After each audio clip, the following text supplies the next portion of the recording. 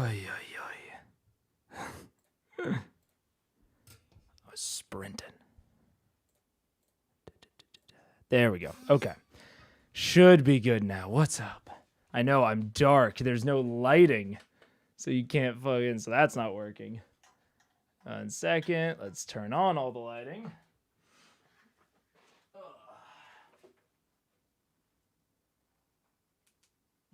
Okay.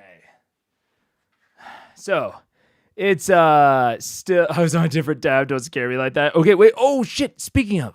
Gotta go quick. Wait, actually, wait. It worked, like, immediately. Bro, I just realized that because I saw that, that means it's working, like, instantly. I was originally going to try to time how long it took for Live Split to... Or not, I was going to use Live Split to try and tell how long it took to, like, get chat, you know, like, running. That was, like, no fucking time at all. That's great. That's good to know. What's up? Last stream's chat was on screen. Yes. Correct. It will, that is just, the chat will just like be persistent. So that this program that I'm using now just grabs chat from wherever I'm live and just like adds it to the log. Totally got jump scared when he started. I'm going to start doing a little bit of a, like a count up sort of deal eventually. Also, there's going to be this giant green line because I have not fixed the lighting. There's a bunch of boxes and shit. So, yeah. I fixed shit, though, so that's cool. And when I say I fixed shit, you can see the giant box. Big nuclear option of I got a new PC. Paige and I had been saving for a little bit, and we had like allocated the budget to buy a new laptop because the one that we have right now is a little and we share it, and we're like, if I'm going, you know, full time, you know, where my job isn't going to provide me with a laptop, because that's what the case has been at my last two jobs. If that's going to be the situation, what's up, Sponge Man here? Thank you for the follow. If that's gonna be the situation, I should have a laptop for like travel so that I can, you know, still work at a high productivity level. But this bad boy is, I originally built it, but it's like a ship of Theseus. I originally built it in 2014. And I've like replaced parts occasionally, but some of the parts like didn't quite work together. So then I had software solutions for that. And it has just been mounting issue after issue after issue. I found out that basically the generalized problem of like why that was failing, why the camera was failing, is generally because there was something wrong with either like the motherboard, like just on a hardware level, there was something wrong with my BIOS. It was just, and none of it was under warranty because it's also old. So we took the money from the laptop and bought a new desktop. So, like I said, bit of a nuclear option. But now should just work. If I want to, like, you know, make a stab at this, I need to not, you know, have stream fucking go down once a week. Like, that's just not viable. Alexa, turn on the computer side lights. So that is that's the situation. So hopefully that will mean that everything's good. Now, will everything be good? Probably not, but we'll see. Terminal emulators run fine on most phones. I mean, yeah, if I do like travel and want to do like, you know, travel-esque streams, from now on, I will probably end up just like vertical live streaming, just like planning out some vertical live streams. If I had to guess. So let's see here. I gotta get back. Oh no. Ah, there it is. Haha, Daggerheart playtest materials. Okay, So first thing, or actually, I don't even need to do that. I can just go on to Demiplane, because like basically all of the Daggerheart shit is on Demiplane. Also, I put out those polls. I am still thinking about potential new schedule quite a bit. There's a lot of conflicting factors. On like what I want, what the audience wants, what YouTube and Twitch want, like trying to play for like flexibility and availability versus trying to go after like consistency and reliability. Like there are going to be downsides no matter what I end up choosing. So I'm still thinking through it. I've got a lot of thoughts on what I will end up doing. So what's up? One Norwegian Daggerhead checking in. Oh, speaking of Daggerhead, don't show me this again. I'm gonna drop a new role. Wait, let's go to primary share. Is that primary? That's not even the primary share. God shit. Let's see. Oh, but it does have Daggerheart in the background. That's convenient. I did not mean for that to be in the background, but hell yeah, we're here now. Let's see. Primary monitor. I need to remap to Dink. All right. Let's drop a new role. Everybody. Create role Daggerhead. Wow. Because I will tell you, there is probably going to be more Daggerheart content coming at you. I'm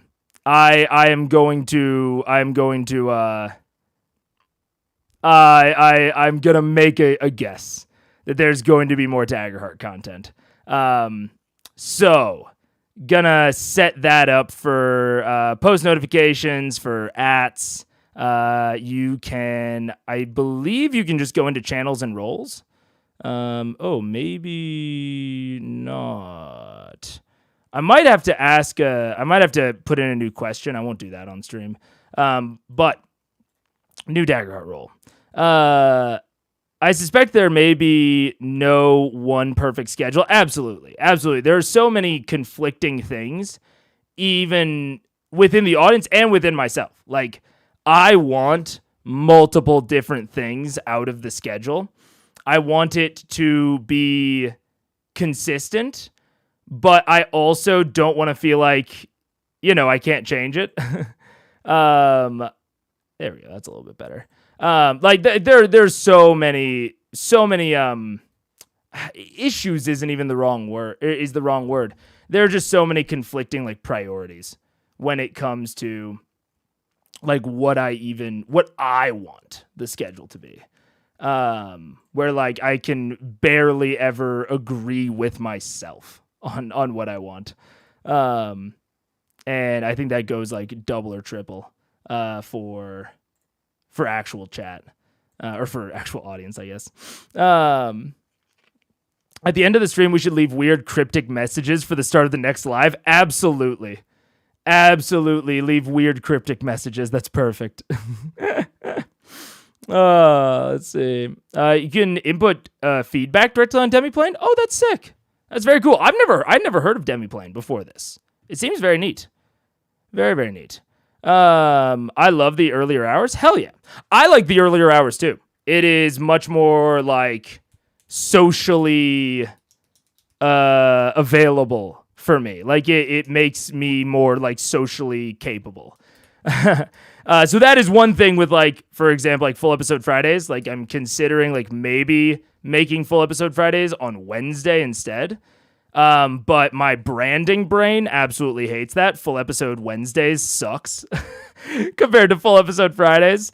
It's also like potentially less available for, audience members. It's potentially, there's a whole suite of issues, but there's also a whole suite of upsides. Like I'm also looking at this a lot. This, when your viewers are on YouTube, my viewers are on YouTube from like noon to 6. Pretty consistently throughout the week. So when I'm starting at 4, I'm losing most of the hours. My viewers are on YouTube. But also, like, I want to capture people. Like, I want to get people in here that are on from these, because this is only my viewers, which would make sense if I'm mainly streaming during these times. So there's a whole suite of issues. Spontaneous, high quality, pick any two. Consistent, yeah, exactly. Chaotic schedule and challenges, pshaw, surely not. That's ridiculous. Whole episode Wednesdays, whole, not orally alliterative, but at least visually so. That's true. That is true. Whole episode Wednesdays. That seems like a useful metric to pay attention to expand your viewers from there. Certainly. I've also been looking at Twitch. If you go to like Twitch tracker, you can see when channels are live, but also when viewers are. So like the bottom tier for viewers is like 4 a.m. 4 a.m. my time. And then the peak starts going down around 4:30. So like basically right after I start streaming on Twitch, viewership's just all down from there. So, I want to kind of straddle this line if I can. There's a lot of, which I really like the 12:30 start time that I do for like full episode Fridays. I really like 12:30 start time, and it seems to be good for Twitch. It would be good for YouTube views, but it doesn't capture anyone before that. So I don't know. There's a whole host of issues. Swole episode Wednesdays, Midweek Madness. Midweek Madness is a possibility. I haven't even looked into a Twitch account, but I haven't streamed myself before. I mean, the multi-streaming is definitely like... The multi-streaming is absolutely here to stay. I like having... I know some people are like really down on multi-streaming. I really like it. I like giving the users the option. And I think most people are down on it because it like splits your chat. It splits, theoretically it splits your community. But I don't know. I haven't found that to be wholly the case so far. According to Twitch, Jack puts people to sleep. Exactly. You're not trying to cater to the average Twitch watcher, as in nobody should. Oh, yeah. I mean, certainly. It's just that the Twitch, kind of band happens to also hit very similar hours. So originally I was thinking for maximum availability, right? Do I have whiteboard on here? Oh, I don't have whiteboard? That's so sad. Okay. I don't know how to figure it out. Whatever. Okay, I'll do it off stream. But basically, one of the things I was originally thinking is potentially just doing 2 full episode days a week, but splitting them. So doing like first half of the episode, like 9 to 2, and then second half, like 4 to 9. But that would miss core hours on both Twitch and YouTube. So it would be great for availability and like decent for like my schedule and like my like mental. But totally would miss core hours. So there's just a lot of things to consider. There's also like, I need a certain amount of consistency, but I also need good social availability. So like Friday used to be the best day for full episodes because it was the best day for me that I could do a 10-hour stream. That is not the case anymore. So yeah, there's a lot of issues, you could say, that I have to like take into consideration. But first thing I was going to do, Demiplane, I was kind of poking around. You can see that I like kind of like started to make 2 different characters. I haven't like fully decided on any of them, but I was just kind of looking around. And I want to see, I believe you can go to like, you can go to like all the rules. So first thing I wanted to do, just generally look through the chat should make a character. We could do that, not this stream, but there is a plugin that you can get where you like let chat, I could like set up like some polling questions, be like, okay, like chat, like what ancestry, what domain, whatever. If I set up those polls ahead of time, that wouldn't be too hard. That could be fun. But I think first thing I think the first thing I want to look through, I think equipment will kind of come last. Like, I have certainly made D&D builds around, like, this person is going to use a whip. Or, like, I've made, like a dart user build, right? I don't think I know enough of the system yet to do that. So I'm not feeling looking at equipment.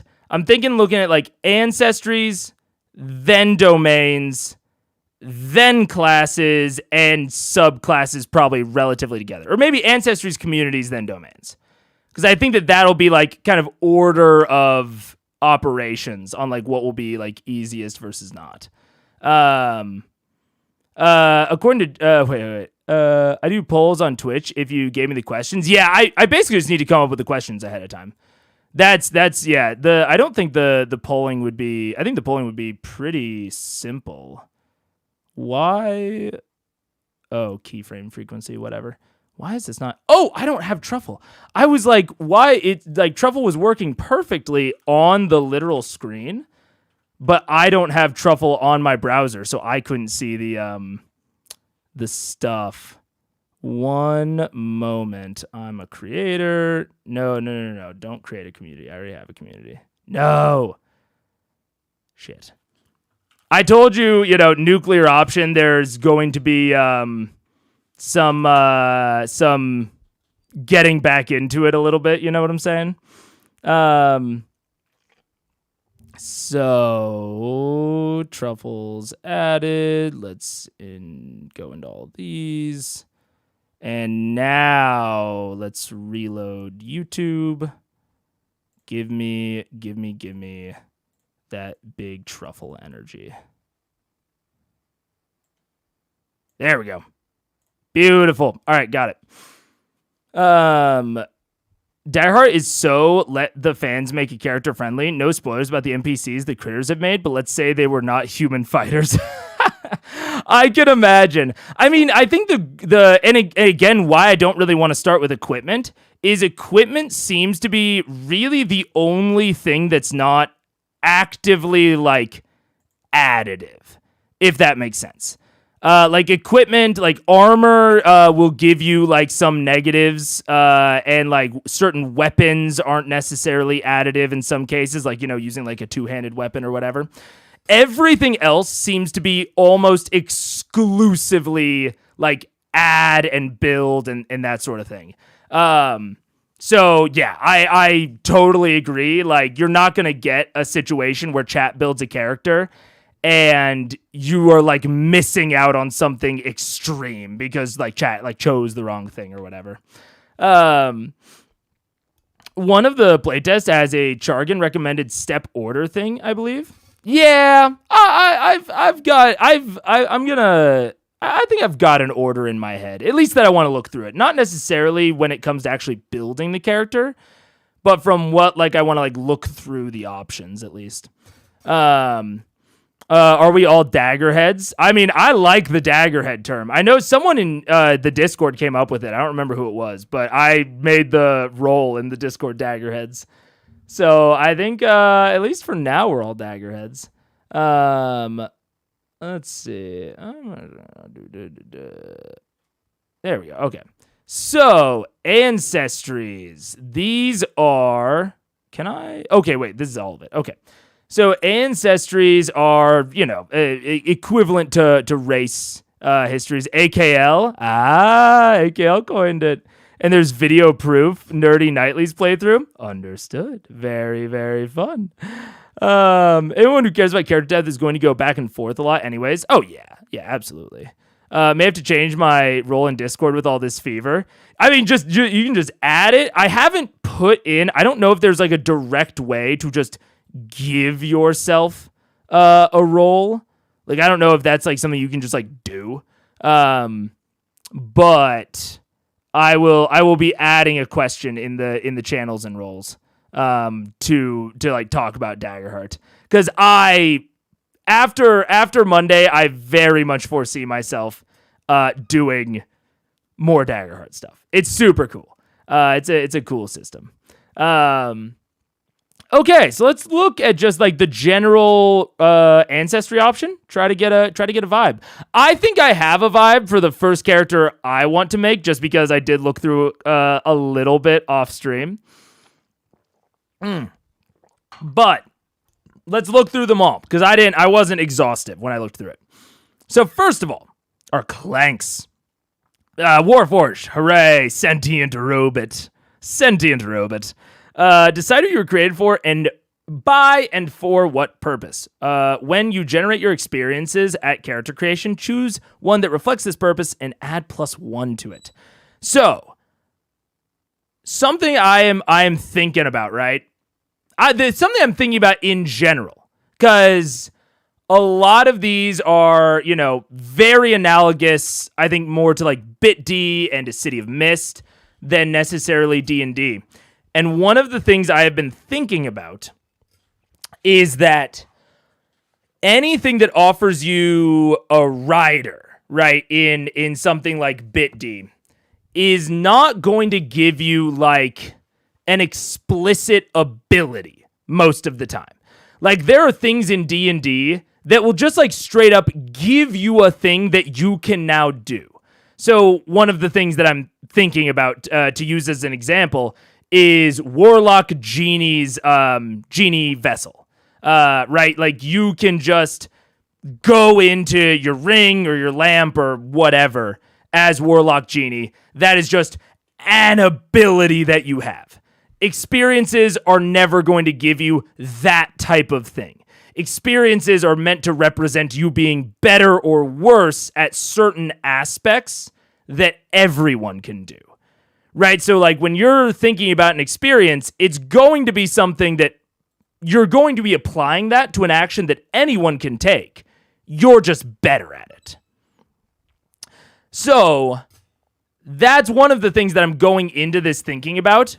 From what I saw and what I understand, really the main things that are going to give you the ability type of thing, like the thing that you can do that no one else can do in the entire world, it seems like are mainly going to be class features and subclass features.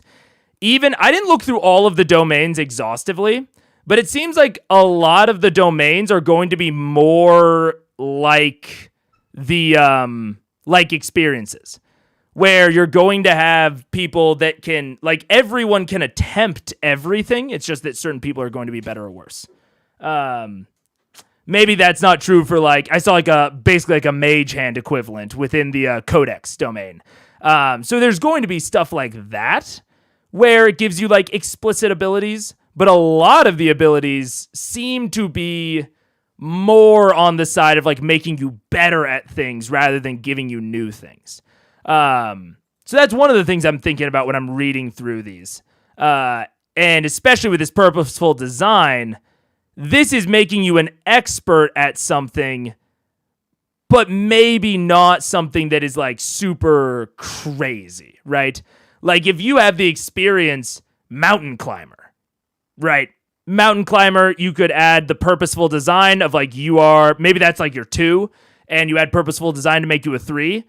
That may apply to like, cold resistance. That might apply to literally climbing things.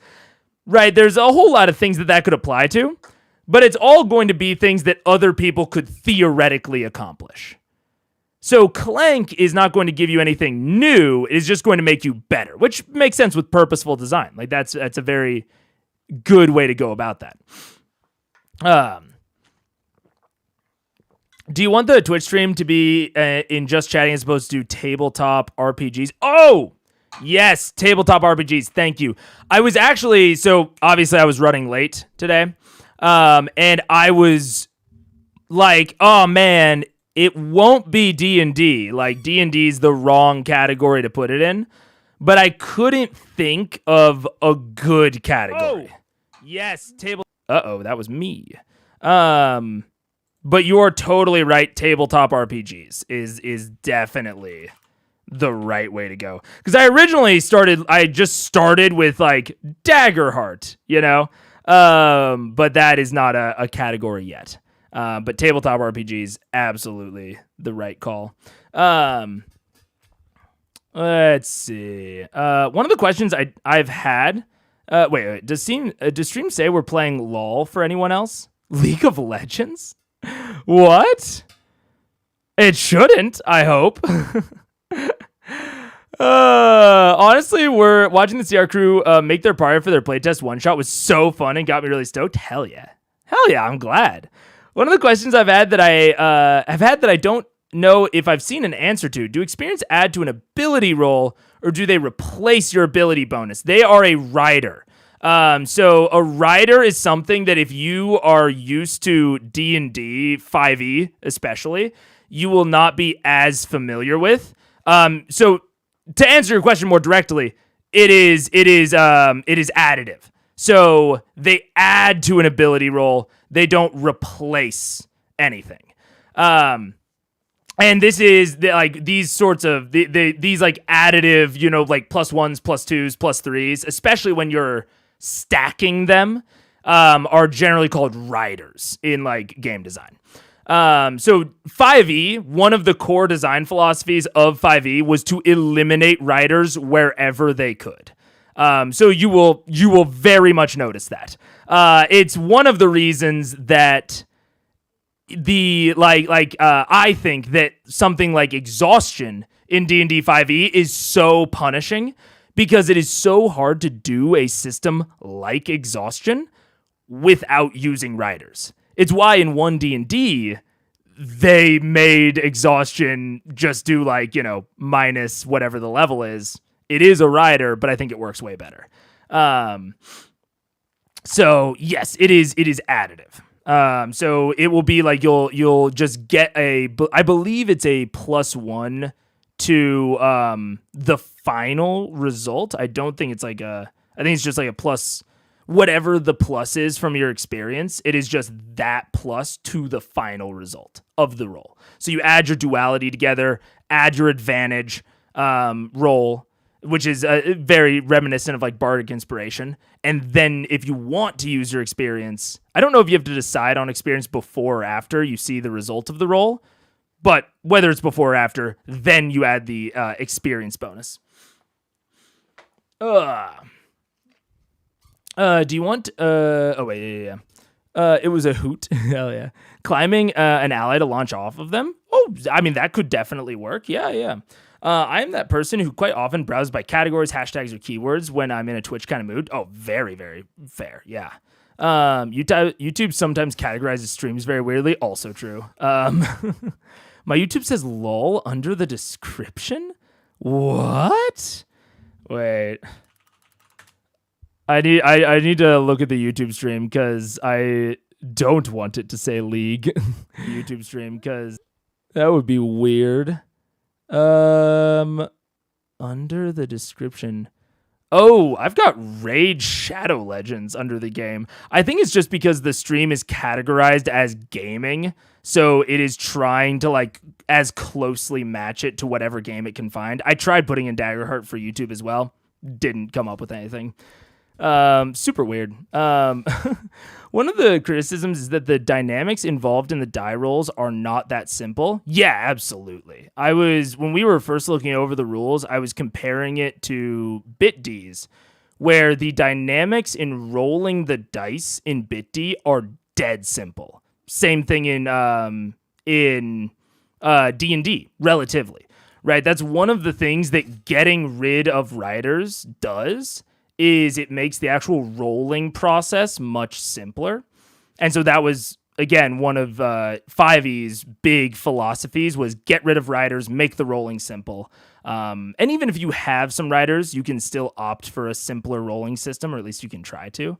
Daggerheart's, the rolling system is much more complicated. But, I mean, you make up for that with easier DMing, or easier GMing.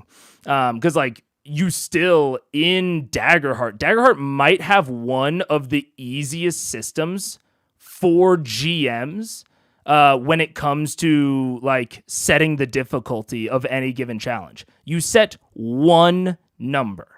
That's it. And you still get a pretty good depth on it because of like the way that the fate and the duality die work. Because like in 5e, I talked about this in the in yesterday's Critical Role stream. In 5e, you can have degrees of success and failure, but that is totally up for you. Well, not up for you. It is your responsibility as a GM to set those thresholds. So essentially, if you want to do that, you kind of have to like homebrew your own thresholds of like, okay, is it like ±5? Is it ±3 that like gets them to the next threshold in that degrees of success, like stair step motion, right? It's going to be inconsistent. It's going to be more work on the GM, or you keep it binary. Whereas in something like Blades, again, rolling is simple, but for a GM, for every single roll, you have to set both the position and the effect. And so there is like double the work you have to do. And player abilities can modify those positions and effects. So if a player asks to do something impossible and you say it's no effect, in Blades, players can use abilities to raise that effect level, to limit it. So now you have to think through in your brain as a GM, okay, they're trying to do this impossible thing. They're raising it to limited effect. What does that mean? Like, there's still like a lot of work that goes on within basically the equivalent of determining the DC, right? To get that level of depth that BitD has in the results. It has a ton of depth, more than Daggerheart or D&D, but ton of work goes into it. Whereas Daggerheart opted for I would say, a pretty complex rolling system with the dualities and the advantages and the riders. Like, the actual process of rolling is a bit involved, but it's super easy for the DM. You get a nice depth of results and options for the results with pretty little work on the DM end, which is very interesting. It's definitely something a little bit more unique. I haven't really seen it play out like that in a lot of systems. All the character spoilers were in the intro. I think we could guide you past if you decide you really want to watch CR's one shot. Maybe. I'm not super. I mean, I won't say I'm not interested, but it's not a priority right now. But I might later. Yeah. It just changed to Raid Shadow Legends. Make sponsor confirmed. Nah. I am not getting that bag, unfortunately. Tabletop RPGs isn't for channels that use propulsion to launch exploding furniture. Yeah. Oh, man. It's very hard to find things on YouTube for live streams. Oh, 100%. The discoverability on YouTube for live streams is very weird. You just have to rely on the algorithm, which is one of the reasons I am taking the like when your viewers are live thing to heart on YouTube, and like why I'm considering it a lot more is because that's basically the only discoverability you have is your viewers have to be on YouTube and it has to recommend your video. And then they have to click on it. So yeah, discoverability is weird on YouTube. It was better than Twitch, honestly, but it's still very odd. Like if you're actually searching for something, it's weird. It's hard to find. There's definitely some mechanical depth in this. Definitely mechanical depth in the rolling. Yeah. The domain cards seem like class features spells to me. They certainly are ARO. They're like swappable features. And I haven't gone through them all yet, so we'll have to see more how my opinion evolves. But my small opinion so far is that there wasn't as much of those like really distinct and bespoke abilities like you might find in a D&D. Like, say, even take something simple like Rage, for example, right? I don't think you're going to find a lot of like Rage type abilities in this, which could be a positive or a negative, depending on what you're looking for in your games. I mean, I can see where some of the hope, fear, advantage stuff plays into more narrative flair. Oh, certainly. The roles are very much guiding the narrative, which is interesting. Like when we watch Critical Role, right? There's a phrase that someone used that I don't know if it's like a thing that comes up later in Critical Role. But like people say all the time, like the dice tell a story in Critical Role. And like Critical Role is very into that style of play. They are a very high roll table. They want the dice to partially be the storytellers.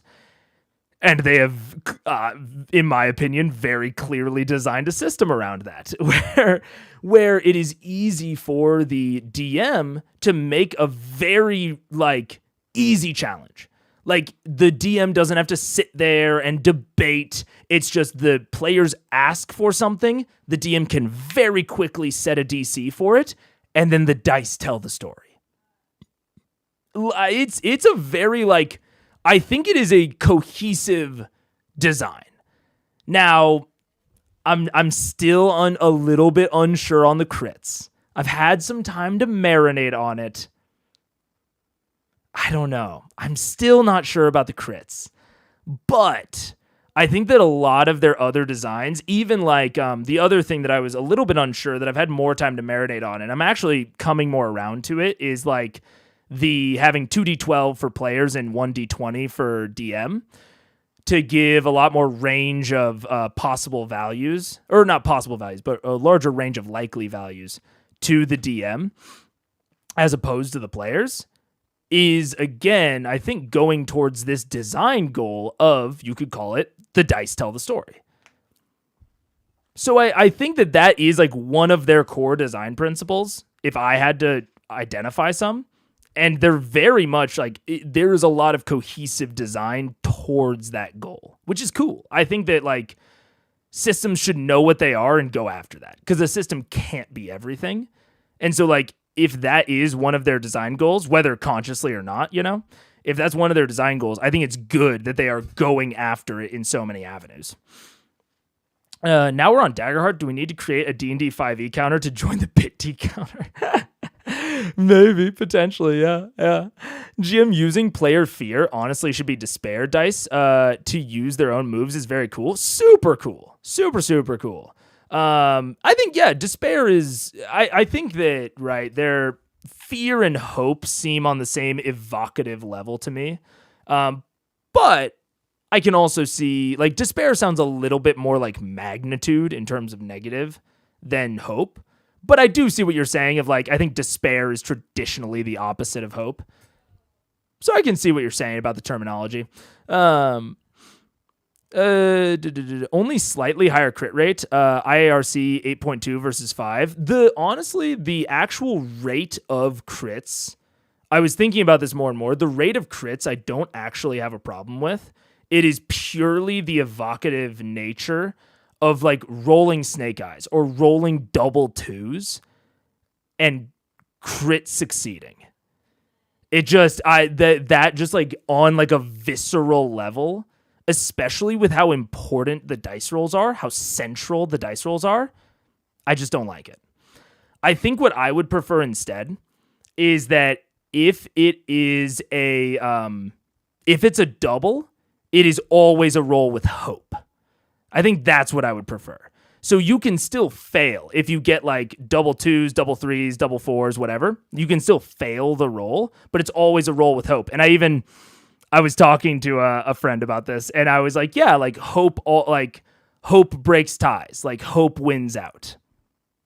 I do a little cute little saying for it. So like doubles are always a roll with hope. Like double 12s are the only crits. I think right now, after marinating on it, so far, I'm going to have to test it at the table, but I think so far, that's going to be my feedback, and my like what I would put on the feedback form is that I don't like all of them critting. I want the low ones to be able to fail, but hope always breaks ties. That's my current theory, or theory. That's my current where I'm currently at with it. I think the higher crit chance also makes sense since it's used specifically to clear stress. I mean, yeah, but like you don't need to clear stress all that often. Like that's what you have downtime for. I think stress should be stressful. It makes sense to me from a lot of other games, and I can see the tension from seeing one dice end up low. Oh no, then the other dice keeps rolling and matches. Yay. maybe. I still think you would get sort of that with what I'm talking about, but it would be... that's a good point. There is still that kind of hope aspect to it, but I think I still prefer mine. Yeah, I don't know. How about it's only a crit if you already succeed, and it's always with hope? Oh, we're sort of going after it, Q. No crit fail also kind of makes me sad. Yeah, I mean, it's a very heroic. And that's, again, when we're talking about like design philosophy, they said it at the beginning of the rule book. It's heroic. It's focused on combat. Like, I'm expecting to see majority, and maybe majority can mean 51%, but I'm expecting to see, like, when we look at the domain cards, like 60% being combat focused, because they specifically called out this is heroic fantasy with a combat focus. So that's what I'm expecting to see out of this. We'll see if that bears out. But I think that the no crit fail is part of that. They want it to be, you are heroes, things go well for you. And they want the DM to be able to put their players in very tough positions because the dice are generally in their favor. Like even the D20 versus the 2D12. Average of the D20 is going to be lower than the 2D12, and the 2D12 is more consistent. So you're getting the heroes succeeding more often. So I think that is kind of the design goal, is it is heroic. You put them in these worse situations that they can dig themselves out of more consistently. I think that's part of the goal, at least. I think I like your thinking, though, needing testing. Oh, yeah, it definitely needs testing. I'm going to play with their system, certainly. And then maybe I'll start, going around with my own system, or with my own maybe homebrew designs, or what have you. But I want to test it fully raw, at least the first few times, honestly. And since dodging attack completely still costs stress, you need some way to clear it. Yeah, you have downtime. Yeah, you have downtime to clear stress. I mean, maybe this is me coming from BitD. There is not a lot of ways to clear stress. Stress absolutely is just like a thing that you have to clear. Like it just builds and builds and builds during the day. So that's the big thing, is stress is building during the day, and then at night you get rid of it. It's like HP, right? Like it's like HP in D&D. It's not like you regain HP from a good roll. You know what I'm saying? Like, I think maybe the mindset is a little bit different, but like I'm very much considering it like a class resource, where like you don't get spell slots back from a good roll, you don't get key back, you don't get rage back from a good roll. You get it back during rests. So I think both from a mental HP equivalent and a class resource equivalent, like key or rage, I think both of those make sense, that like there doesn't need to be a way to clear it during the day. If you want to clear it, you have to rest. That seems totally fine to me. I would honestly prefer for there to be less ways to clear it. I'm a stabby road. I'm going stabby. In terms of in combat, crits are also less powerful, since there could be no difference between 25 and 100 damage. Yeah, they do have that optional like overkill rule. But you're certainly correct of like there's only so much success that you can get. But we're also, this system of crits, like D&D has it kind of separated, right? You have like the attack roll crits, and then the skill check, no crits, asterisk, most people homebrew in crits. Of like a crit feels different in and out of combat, but in D&D, but because combat and skill checks use like much more of the same system. Like it's like you're never like going into combat. You could always get damaged. You could always, you're not like rolling initiative. You have to think about them together. Like anything that applies to combat also applies out of combat. I think you're just too attached to the idea of high number is good, low number is bad. Thinking from a Monopoly point of view, it's exciting to roll doubles. Maybe. I mean, that's again why I would want like the doubles again to like give you a good thing. But I don't think I am just attached to it. That is how games are generally designed. That like, yeah, there's games like Yahtzee, but like most, I would say like more like modern and complex games, like rolling high damage is better. Like in most mechanical situations, high number is good and low number is bad. And in a ton of other situations in this very game. So like, I don't think that's unfair to say that I'm attached to that point, but I also feel okay and justified being attached to that point. Did you get to the death options? No, I haven't. I haven't gotten to the death options yet. I wanted to see with like what I read yesterday, could I make a character? I feel confident about it. I feel confident I can. But we'll see. Many of the class features and the damage system seem to assume that you will have a way to clear stress, though I could see lowering crits working if the party builds characters with that in mind. Potentially. I mean, I think it depends on the like exact nature of it. But again, Blades in the Dark, you use stress all the time. Like there are many, like the same thing of like helping an ally in this where you can give them advantage. You can do the exact same thing in BitD. Like that is like a straight up 1-to-1 BitD mechanic where it costs a certain amount of stress to help an ally. And they can either add like I think they just add a die to their roll. They can either add a die to their roll. I'm trying to think if it's pushing yourself. I think it's helping is just adding a die to the roll. Pushing yourself is adding a die or raising an effect level. And pushing yourself, you have to take 2 stress. So like, you use stress constantly in Blades. All the time. And again, there's no real way to clear it unless the only way to clear stress in BitD mid-score is if you roll a crit on a resistance roll on that.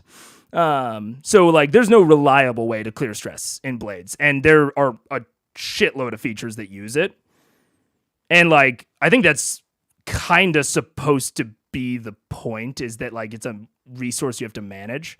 I mean, Daggerheart could totally go at it a different way, but I haven't seen like, and you know, maybe I'll see, or maybe we'll see. Maybe it's just like every other domain card is using stress. You know, maybe that's the case, but I don't know. I've seen, especially with a lot of them being able to use hope. Like, there's no equivalent mechanic to hope in BitD, so like, there's not even an alternative resource. So I'm seeing like stress is one of 2 resources, and it's easier to clear, which seems a little bit too forgiving to me. Also, you were talking about rage earlier. Guardian class feature has a rage similar ability you can use. Oh, that's interesting. That's definitely interesting. I mean, and that's why I don't want to talk. These are my expectations going in, just having read the rules. There's definitely, I could be very surprised by what I find. Like with me saying that like I think it's going to be a majority combat related features. Could be totally wrong. Those are just my expectations going into. Oh no, I just dropped frames. Are we back? Hello? Don't tell Mega. Did anyone else's video freeze? Oh no. It is not just your fault. I think it's my keyframe frequency. I wonder if I can change that. Let me see. Hotkeys. I can't. Shit. I think it's my keyframe interval. I'll change it between streams. It shouldn't be that big of a problem, but it might cause the occasional frame drop. So hopefully not too bad. But yeah, I could be totally surprised when I go into this, and I'm just having read the rules. These are my expectations going into like actually reading the features. But I like that your fear feeds the GM to do stuff. Yeah, fear is super cool. That's really cool. Along with hope, determination, fear, despair, I might do stress, anxiety, though that might hit too close to real life. Potentially, yeah. Since there's no turn order and no limit that I can see on actions each player can take, do you think there should be more of a cost associated with an action doing it? Every action should cost stress? No. So the way that, like, again, I mostly have Blades and a tiny bit of PBTA and City of Mist to base these on, of like turnless systems. So like all of those systems don't have turns either. And essentially the cost of doing an action are the consequences that you are most likely to get. Like it is most likely there are five possible roll states in what do you call it? Daggerheart, right? There's crit success, there's success with hope, success with fear, failure with hope, failure with fear. 3 of those 5 are going to bring along some manner of consequence. So only 2 out of the 5 are you going to get just what you want with no consequence. And those consequences are what drive the costs of the action. Now, I will say, having said that, I haven't read over, I briefly skimmed like the flow of combat and GM moves and like GM advice. So I think I will have a more in-depth opinion about exactly how much like an action should cost or whatever once I read those. Because I'm not exactly sure if it's like purely turn-based. Because like in Blades, you basically don't do anything as a GM unless the players do something first. And like even like we do nothing is them, actively doing something. So like as the GM, you only make things happen in reaction to the players doing something. So that is what I am assuming Daggerheart is going to go after as well, but I haven't read enough to know if that's exactly how Daggerheart has designed it. Anyone can make a character on Demiglain, but will it be any good? Yeah. My gut feeling is that a cost for action attacking would lead to a lot of passivity. One limit on actions is that rolling with fear prompts the GM. Yeah, I think it's yeah. So it would be any amount of rolling with fear or failing with hope still prompts the GM to do stuff. Yeah, that is my understanding so far.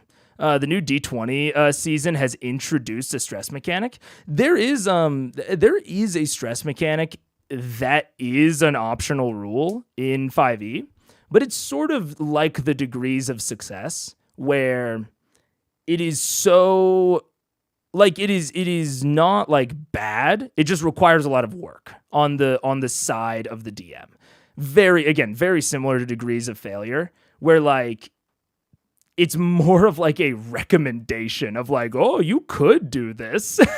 And then the DM like mostly has to figure it out. So it's more like D&D recommended homebrew, if that makes any sense. So, but yeah, it's definitely something you could certainly work into your D&D games. I'd love it if you did a stream dedicated to or primarily about the GM perspective for Daggerheart. I would love to do that. Yeah, like read over the GM rulebook. I will be doing a lot of Daggerheart streams, I can imagine, based on how much I'm liking it so far. The GM can basically choose to move every time someone rolls with fear. Okay, yeah, essentially. Or rolls with fear, or I think fails with hope, right? So it's like 3 out of the 5 options. The GM is doing something to you. You talk about it in general a lot, of course, but may return to it more specifically after digesting the rules. Yeah, true. D20 stress is closer to limited exhaustion than DH's stress. That makes sense to me. I mean, you got to work within the rules of D&D, right? Anyways, let's do Clank. What up? Go well? Weirdest interviews I've had in a while. Yeah. I kind of got flustered on the first question he asked me, and then he started giving me all this interview advice, and most of it I was like, I know this. I interview a lot. but there was like some stuff where I was like, and he was like, yeah, if I asked you this, and I was like, I would have had an answer to that one. I knew that one.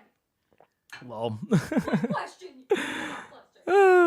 Pin and no spoilers. Oh yeah. That's a good point. Yeah, I should probably work into the Nightbot. I should work into the Nightbot message. No critical role spoilers specifically, but nah. I'll change the Nightbot message at some point. Anyways, so Clanks going to be better at doing normal human stuff than normal humans. Very cool. Damon.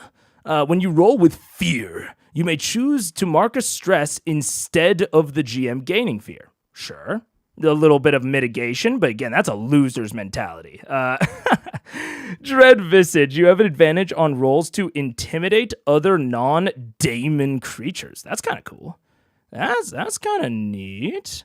More than D&D, this is a system I'd love to play at a table with people, just because I think the physicality of building your character with cards is nice. It's very cool. I agree. Feels so accessible. I do like the card aspect. And like the very like not limiting nature, but like the very controlled nature of the cards. It's like you have a lot of options on level up, and then during the actual game, it's much easier. You only have like 2, or I guess at the beginning you will have your potential ancestor abilities like Fearless. You will have your class ability, your subclass ability, and then 2 cards. So you'll have 5 abilities total, which I think is good. I think it's a good like limiter, and it's very modular. I almost said Draconia, Dracona, not Draconia. Elemental Breath. At character creation, choose one of the following elements: fire, ice, lightning, poison, acid. Spend a hope to make an instinct roll using your breath against an enemy or group of enemies within close range. Deal 8 magic to all enemies you succeed against. Okay. I think one of the interesting things that I am seeing within Daggerheart, because it is, they said it very distinctly, it is a combat-focused game. And so comparing it to Bitty, not a combat-focused game, versus D&D, very much a combat-focused game, but with a lot more mechanical sort of density within the combat.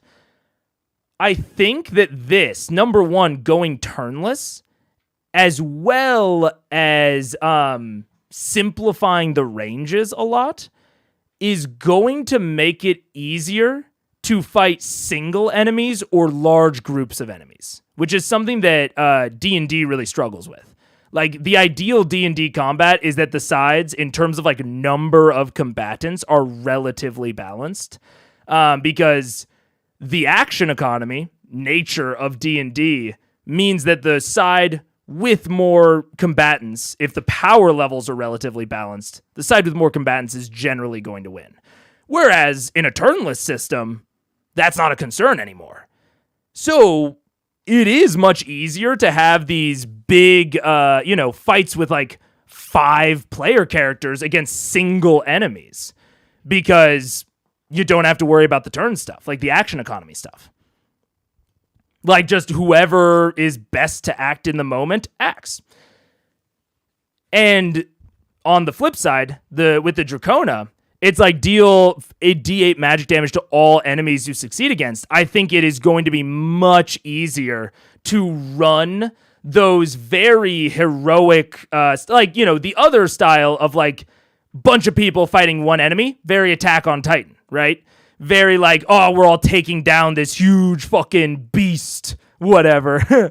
And then on the other side of it, where I think one of the things that D&D can struggle with, and they've, introduced some rules over the years to try and make up for it, like the minion rule, which I do love, is fighting a ton of enemies. So having like a single PC take out a whole crowd of enemies, very difficult to achieve well in D&D. Much simpler in this. Much simpler in this. Especially with the aspect of it being turnless and like you not needing individual enemies. It's much easier to like lump enemies together at certain times, to only move some of them at certain times. Like, much simpler. and I think that, the running same amounts of enemies is going to be just as easy. Like, the number of combatants is just not going to matter nearly as much. So I think I'm, in that sense, going to be much more attracted to both AoE and single target stuff, instead of more like multi-attack type shit, biggest question, do they have tails? I mean, I can see a tail right there. That's a tail if I've ever seen it. I maybe like to see the daemon more than just reskinned tieflings. There's so much you can pull to manifest a dread visage. Yeah, I mean, a lot of these are not, I mean, they're not going to be like super crazy different, Daemons, reskinned tieflings, but also like tieflings are sort of like reskinned like half demons. Like a lot of these sorts of archetypes, like ancestry archetypes, have been around within fantasy for a while. So like the Warforged, was not a wholly original creation, just like Clanks aren't. Fungrill, Myconid, Galapa, not Tortoise. What's the D&D race? Galapa's. There's a Tortoise race. Qatari, fucking Khajiit. I can't even remember the D&D version. So these things sort of happen. It's I'm not gonna get too down on them. I mean, I do agree it'd be cool if there was maybe a little bit more originality and a little bit more difference, but I'm not gonna get on too much about it. I saw one thing that suggested it would be cool if there was something that caused you to draw a card or shuffle or something similar. More interactions with that mechanic could be interesting. Like something like a modify memory type spell could force a PC to switch one of their cards. Could be interesting.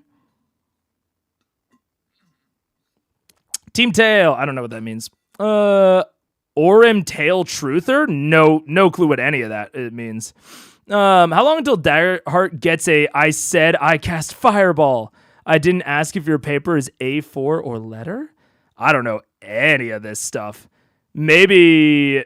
I mean, I said the I said I cast Fireball is like an Orion thing. I don't know about the A4 or letter. I don't know what that means, TBH. Spoilers. Yeah. I don't know. I think we're getting into spoiler territory, yeah. Tortles? Yeah. Tortles instead of Galapas. D&D cat is Tabaxi. Thank you, yes. A lot of weird little guys in there, yeah. Why am I getting the spoilers warning? I think Team Tail is probably. I don't know. Because I have no idea what Team Tail is, so I'm guessing that's probably the spoilers thing. Let's see. Dwarf. Increased fortitude. When you should take physical damage, you may spend 3 hope to only take half the damage instead. That would stack with resistance. So that's not bad. That's not bad. I mean, huge hope cost. Depending, I mean, I guess, yeah, your max hope is always 5. Unless there's something, like some upgrade I haven't seen yet. Big hope cost, but also, I mean, one of the really interesting things about this is like the damage tiers, right? So there's much more like there's much more like control that this offers of like if you only take half damage in D&D, like that's good because ultimately like damage is the thing that kills you. But this being able to selectively use this to lower yourself a tier could be even better than just like straight up, negating it. So that's very interesting. That's very cool. So I think one mechanic that maybe breaks the game is one of the fail to 0 HP options where you suffer a scar and permanently lose a hope slot. Look at that huge hope cost. I don't know if that works. Well, okay. I think maybe another thing to maybe address is like these PBTA bit D style, at least bit D. I shouldn't keep saying PBTA because I don't have enough experience to really know. But one of the bit D philosophies is hold on to your characters less tightly. So like when you go above your like stress limit in bit D, you take a trauma, which just affects your character for their whole life. And if you take 3 trauma, you have to retire your character. Even if they don't die, you can't use them anymore. So I think that sort of system of like suffering a scar and permanently losing a hope slot is like a level of your character is not just going to get better permanently. That's also very City of Mist. Like City of Mist, like you do improve, but also a lot of the change to your character is lateral. So like you gain things and lose other things in City of Mist. There is, again, a level of progression, but it's much less progressive than something like D&D, where like D&D, the goal is to progressively get better always. And you very, very rarely take like a permanent downside, right? Even something like losing a limb, there are magic items that can compensate for that. I guess technically you lose an attunement slot at that point, but not hugely impactful. So that might just be, again, a difference in sort of game design styles of like, it might just not be the point for your character to constantly get better. Like that scar aspect of like losing hope is evocative. Like as you become more scarred across your experience being an adventurer, you lose an amount of hope. You get those scars. So I think that's like a very evocative mechanic. Now, how it plays out in terms of balance, that's, you know, a whole separate thing. But again, I mean, coming from a bit D perspective, you've got stress and you have hope. Like that's like double the resources in my brain. So both of them being relatively costly, or I mean, and there's like a lot easier ways to access them. Like you can just get hope fucking randomly. You should be getting a hope basically every other action you take. You should be gaining 1 hope. Now, that's the average. That's not going to probably bear out in the moment. But, you know, that's how the statistics work out for that. So 3 hope, that's basically you can do this once every 3 rolls. Not too bad. Not too bad overall, I think. Yeah, I don't like those arbitrary ranges for the distances. The ranges are both arbitrary and not. Like, they give you, like, recommended of, like, what the ranges are. I think close range is... I think there's melee, and then close range is within 5 feet. I don't know. They have a description of, like, what the range is. So I think it's supposed to be basically like a shorthand and a way to very quickly categorize ranges. Sort of similar to the conditions, where it's like, oh, you could just write out any of these conditions on a card, but if you're going to reuse the same thing, like it'd be better to write long range than to write 30 to 100 feet on a bunch of shit. So it's sort of like a really quick categorization. And I think once you get used to it, it'll probably be snappier. I think a lot of it is to make it snappier, you know, compared to something like D&D's combat. But it also could be less easy in the moment. I don't know. That is very much something I'll have to bear out in playtesting.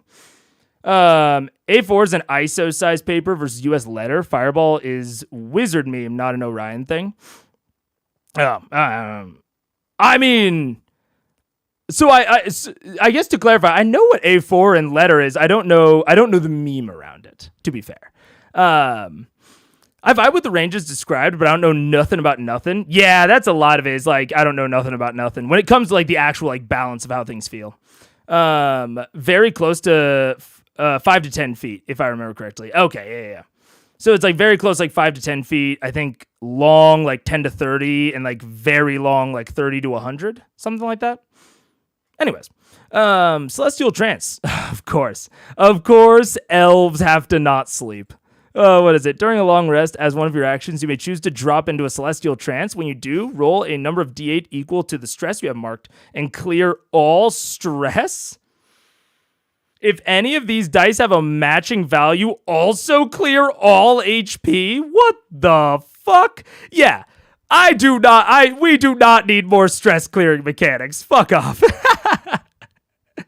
Oh my god, that's so fucking generous. They just have the chance to completely reset. To be fair, I'm not certain of the economy on this, right? I'm not certain of the economy. It could be easy for other people to clear stress as well. But that's fucking crazy. That is just entirely reset. I guess it depends on how many actions you have. So I'll have to see later. This is one of the incentives taking stress, because the more ones you have when going to rest, the more chances to wipe HP. Yeah, that's a huge incentive to take on more stress. And to actively not clear it. Fairy, mark stress to take flight until you next roll with fear. While flying, your evasion score increases by 2. That's kind of interesting. It's kind of this, I don't know how I feel about that, because on one hand, I like it because it's like this weird like gamble on how long you're going to be airborne, but also it's disincentivizing rolling because you get to fly until you roll fear. So just don't roll. Just avoid, we talked earlier about like encouraging inaction. To me, this very much encourages inaction. This encourages you to take less risks. So I don't know about that one. That's the first one where I'm like, ooh, I don't know about that. Interesting. Once per session, after you or an ally in close range makes an action roll, you can mark a stress to allow a reroll of the duality. Ooh, that's a good one. That's a very good one. Fawn. It's very similar to like halfling luck, but give the GM 1 fear to headbutt an enemy you move into melee with. Hell yeah. The target immediately takes D8 direct physical damage and can't be targeted again by this attack during the fight. You know, that sounds good. I only have the PC damage ranges or damage thresholds to work with because I haven't like really looked at the adversaries yet. But that seems decent. Seems like a good way to potentially, because direct damage means that there's no damage mitigation from armor. So that seems pretty decent. That seems pretty decent. It seems like a way to like really quickly give them like 1 damage. Whenever you would mark a stress, roll a d6. On a 6, you take no stress. That's fucking crazy. That's a 1 in 6 to just sometimes take no stress. Furbolgs are having it good. All right. Yeah. Always connected. To speak with another fungrel across distances to access their hive mind of information, make an instinct roll. At character creation, describe what ritual you must perform to tap into this connection. That's so cool. That's so cool. So this is, when I was talking earlier about like when I was making the analogy to the warlock genie in D&D, this is the sort of thing I'm talking about. Where I have a feeling that most domains are not going to give this type of ability, which is maybe not exactly what you're wanting. Like a lot of D&D classes give this sort of ability, and a lot of D&D subclasses, right, throughout their thing. I have a feeling that this sort of ability is not going to be within your domains. It's either going to be your ancestry, which like these ancestries haven't really done that, like Dread Visage a little bit. But even that is just advantage, right? These are all just interacting with like the base mechanics, right? Making you better at all of them, most certainly, but just better, not giving you like a fully unique bespoke ability. This Fungril is the first one to get that, which is maybe just a consideration. I'm not saying it's a good or bad thing, but it is a consideration when thinking about the types of characters that you're wanting to make, the types of narratives you're wanting to pursue, is that it seems like these sorts of abilities are going to be slightly rare. I mean, they're not like to be clear, they're not all over the place in D&D, right? They're not just falling out of trees. But I think they're going to be even less common in this one, so far at least. The shell on your back always protects you. Add your prof to your armor score. Okay, sure. That's pretty good. I like that a lot more than like, I've always been not a fan. Wonder how it would play out with 2 Fungrel in the party. Oh yeah, that'd be super cool. Or like a, I looked a little bit over the Syndicate Rogue, where it's like, you always like know someone in any city. Could be super cool to play a Syndicate Fungrel. Could be very, very cool. But I like this Shell of Protection a lot more than like any of the unarmored ACs in D&D. I've never liked unarmored AC. Because I think unarmored AC, while fine with certain builds, like every build, every class in D&D is going to give you some level of armor proficiency, or it is going to give you unarmored defense that is probably better than your race's unarmored defense, unless you're like a wizard or a sorcerer or maybe a warlock. Like so I find that unarmored AC, kind of similar to unarmored weapons or like unarmed weapons, really pushes those races into a very select portion of builds. So I like this Galapa Shell of Protection a lot more. This is always going to be good. It's going to be maybe more or less good for some builds, but it is never going to be actively ignored, right? It's never going to be like, oh, I just don't use that part of my ancestry.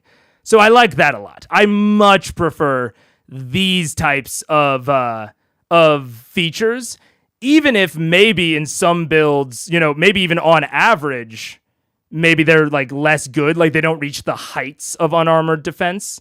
I don't like the really hard restriction, like implicit restriction of unarmored defense racially in D&D. 90s Mario movie, Trust the Fungus Mobsters. Oh, totally. You could absolutely have a fungal mob. Giant, gain an additional hit point slot at character creation. Fuck yeah, sounds great. Any melee weapon you wield has a range increased to very close. Okay. Very similar to how reach works in D&D, and I think it totally works here. We definitely got to have a Galapa hierarchy based on blue shell, red shell, green shell. I mean, very easy, very obvious. Yeah, like circle and square territory. For what do you call it? Racial analogies. Yeah. Once per short rest, you may mark a stress to make the GM reroll an attack roll. If it still hits you, reduce the incoming value by your prof. Oh, no save or suck. Interesting. No save or suck. Okay. I like that for like a base ancestry ability. I think I like that. I'm not wholly. I think some people in D&D are very against save or suck spells. I don't mind them.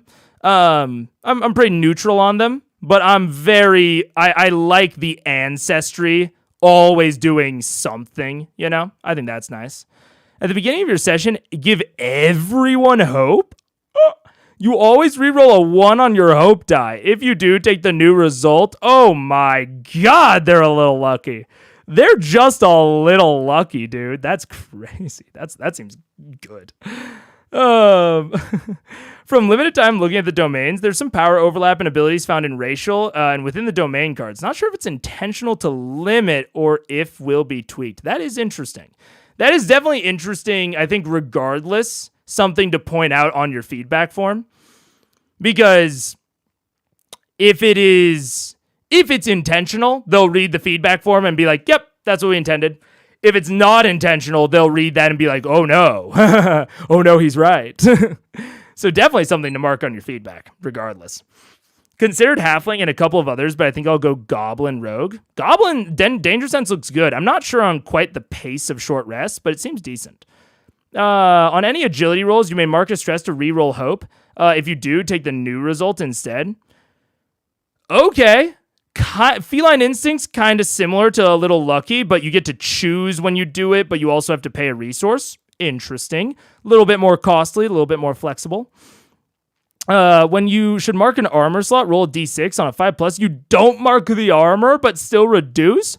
Woo! Okay. That's pretty decent. Ribbit. You can breathe and move underwater just as easily as on land. I like that this is like the only one so far that is like that.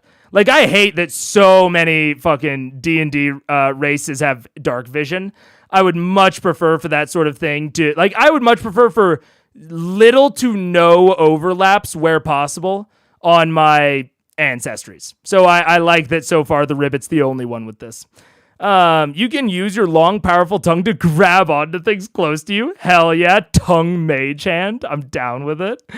You may also mark stress to unleash it as a finesse close weapon that does D12 physical damage. Don't love that as much for the exact same reason that I like Shell of Protection.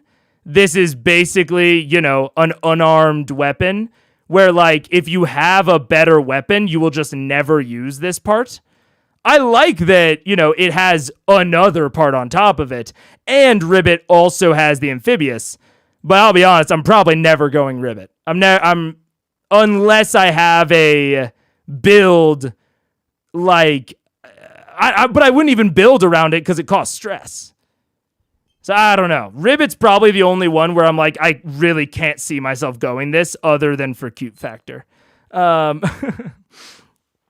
Ribbit just have the best art, best name. I mean, he's delightful. He's a little delightful guy, but mechanically, I'm not vibing with it. I made a Katari Ranger along with a Dragonheart character creation stream. Nice. I could definitely see Katari being very decent. I don't like the forced take of reroll, rather have a cost to choose. I mean, to be fair, Little Lucky is a May. It is still optional, but it's much more limited. You're going to be procking it way less often. Or you're just, I mean, not way less often. You're going to be procking it exactly 1 in 12 times, 8.3%. Whereas the Katari, yeah, you have a lot more choice, a lot more control, but it has a cost with it. Could trade it out for a chance to successfully flirt with an NPC. Very true. No breathing or swimming rules, nor sleep, so does amphibious really mean anything? Yeah, I mean, well, I think here's the thing, right? Going back to our discussion on it's super duper duper easy for DMs to set a DC for any given challenge. Like, yes, there are no swimming rules in the same way that there are no climbing rules. But even in the example in the rule book, they had to determine, okay, is this a hard climb? Is this not a hard climb? So the challenges are much more varied, right? Whereas some people, it seems like you can breathe and move underwater just as easily as on land. Like, people might have to make a agility roll to hold their breath for long periods of time. Ribbits wouldn't. So it's basically removing some potential challenges for Ribbit that other people might be forced to make the equivalent of a skill check for.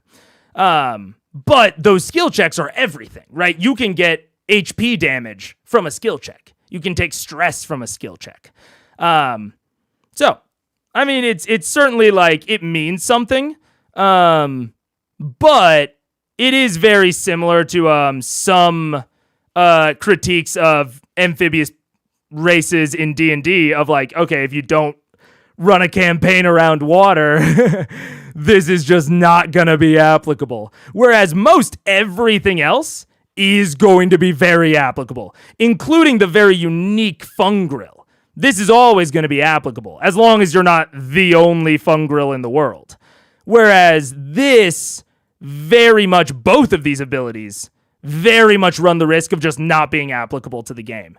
Which I'm kind of surprised that they really avoided that on almost everything else. Like, they really avoided an ancestry not being applicable at certain points, except for Ribbit.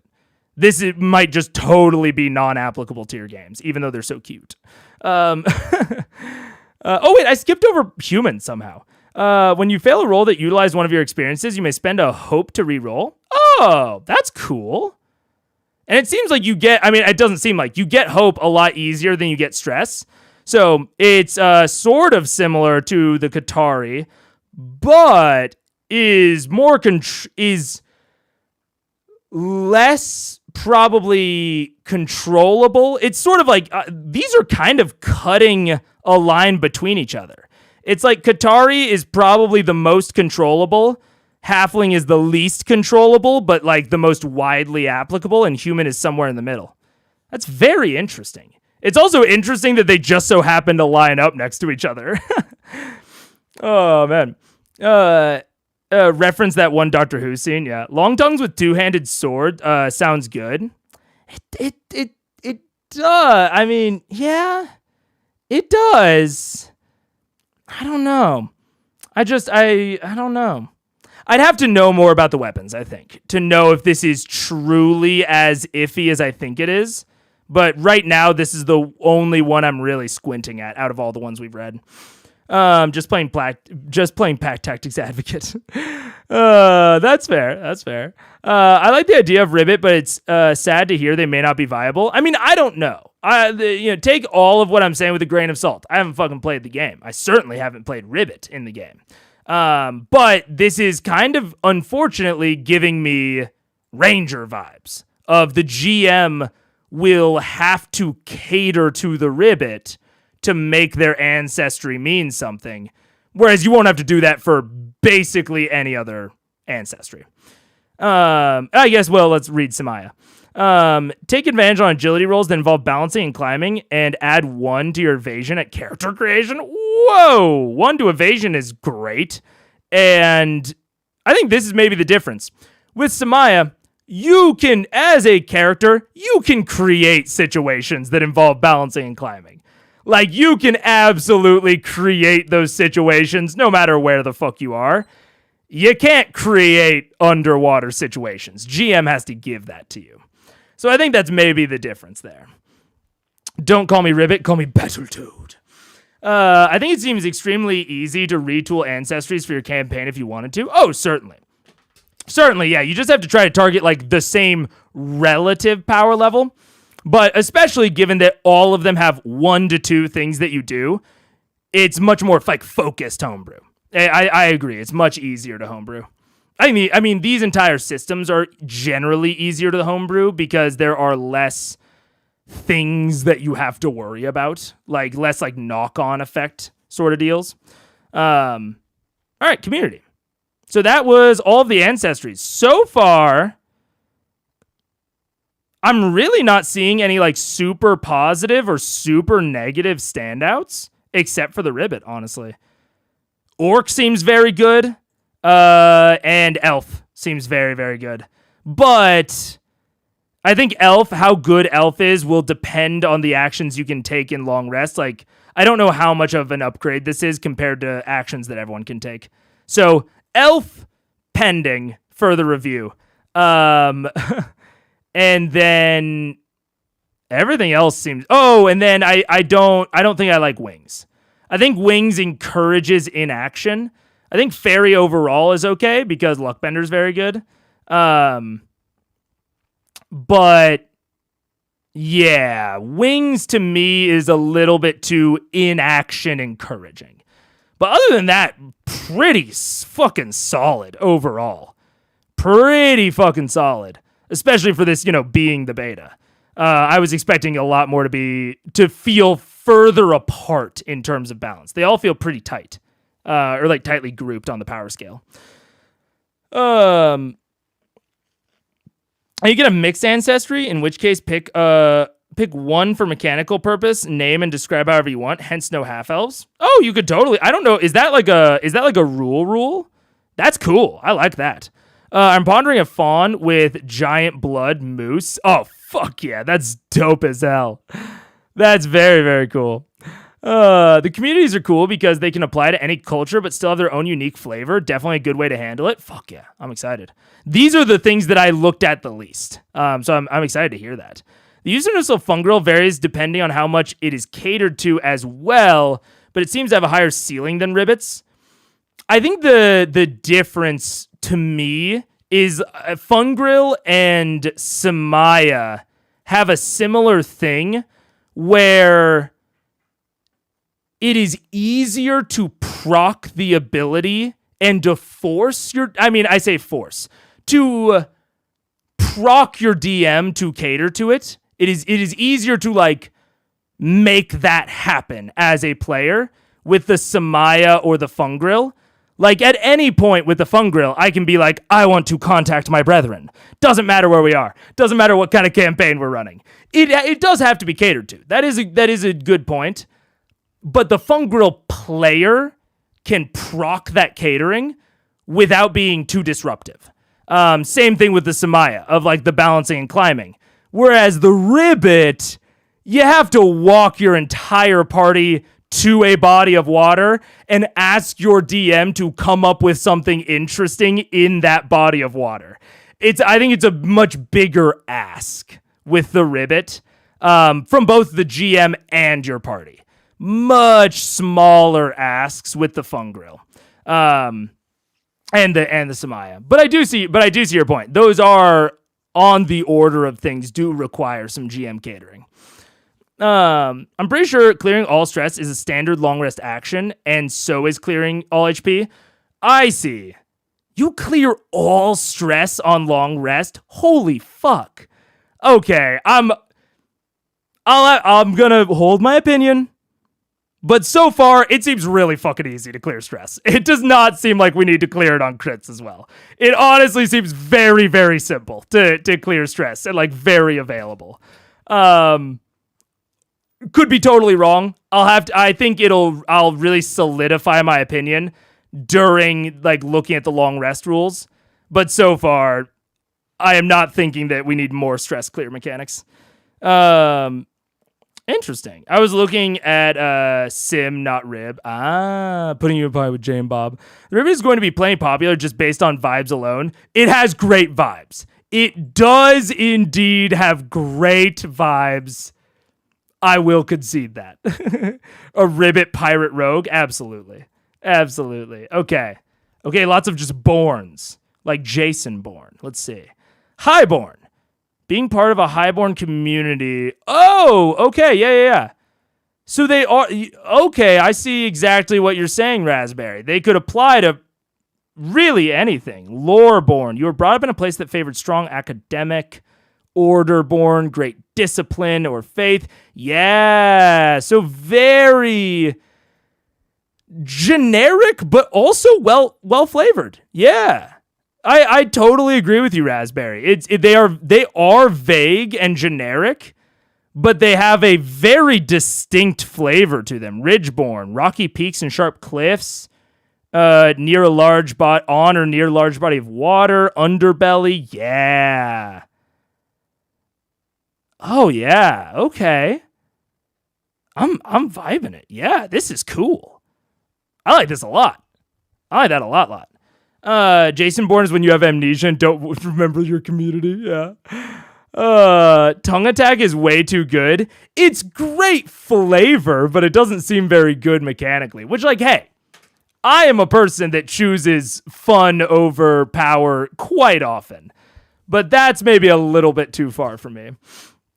I know there are already at least a few hundred Rib bards named Kermit, probably. All right, Highborn Inheritance. You have advantage on any rolls when you make when consorting with nobles, negotiating prices, or leveraging your reputation to get what you want. Take an extra handful of gold at character creation. I think handful is like one of their abstractions, right? Like a handful is like a measurement of gold. That makes sense. Okay. Seems solid, and I like that they didn't just make it consorting with nobles. Like, there's a D&D background that is the nobleman background that is, I think, a little too specific, but it is nobles, prices, or leveraging your reputation. it gives you kind of 3 distinct options where that could feasibly come up in a wide variety of circumstances. So I like that sort of genericness while also having a very distinct theme, which I think is, I mean, it goes towards the actual design of the card in general. Handful is the smallest. I see. Going to lie down. Oh yeah, no problem, Mustang. Feel better. I hope you feel better. It gives player agencies to create their own hometown and backstory unique to them, but still lets them have a concrete community mechanic that feeds into that. Absolutely, and I think that this also allows very quick categorization for the purpose of interaction, like within the start of a campaign. Like, if 2 people are strangers, and it is like, oh, I come from a Highborn community, or I come from a Ridgeborn community, that gives you a very distinct scaffolding for how to interact with that other person in your party. Or even if you want to take it further, like, now that you have kind of the vocabulary for it, this can also be nice for GMs describing new regions and like new communities that players come into contact with. Like, they can say like, oh, that part of town is generally a Highborn community. This like people that you are meeting seem Ridgeborn or give you Seaborne vibes.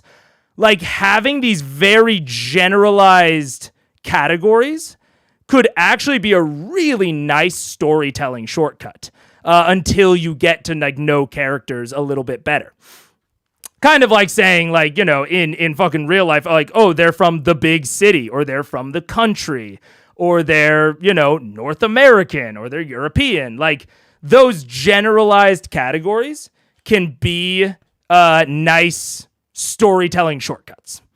It's very clear how focused on helping the narrative the focus of the system is. Absolutely. It is, they care about fighting. They care about combat.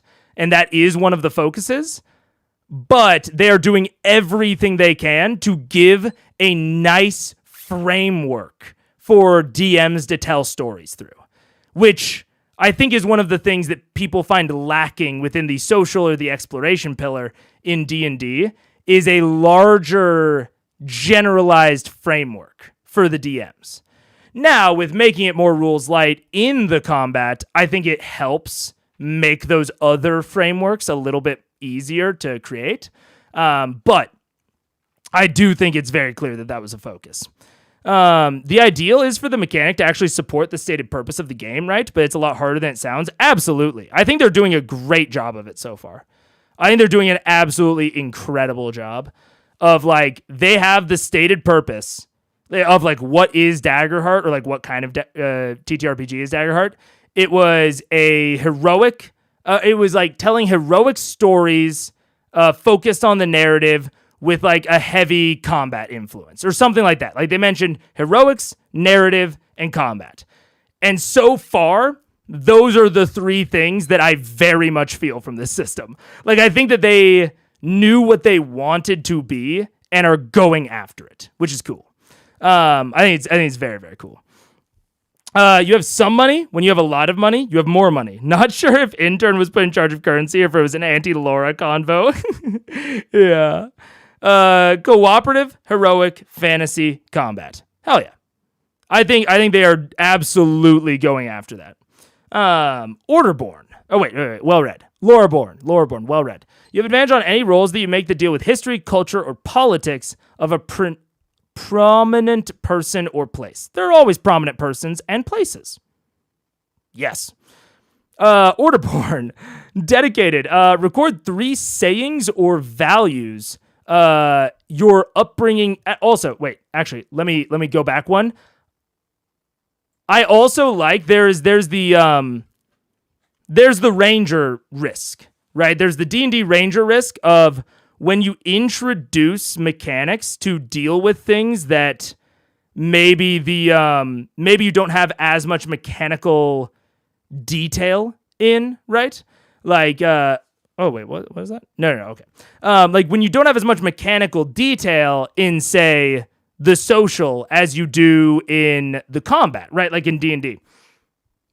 It can be a risk that when you give people features that deal with those non-detailed mechanics, like exploration in D&D, when you're building the ranger, you can accidentally, or not so accidentally, give them things that just subvert mechanics entirely, right? Like that's one of the issues with a lot of ranger stuff, is that it just completely subverts exploration as a pillar.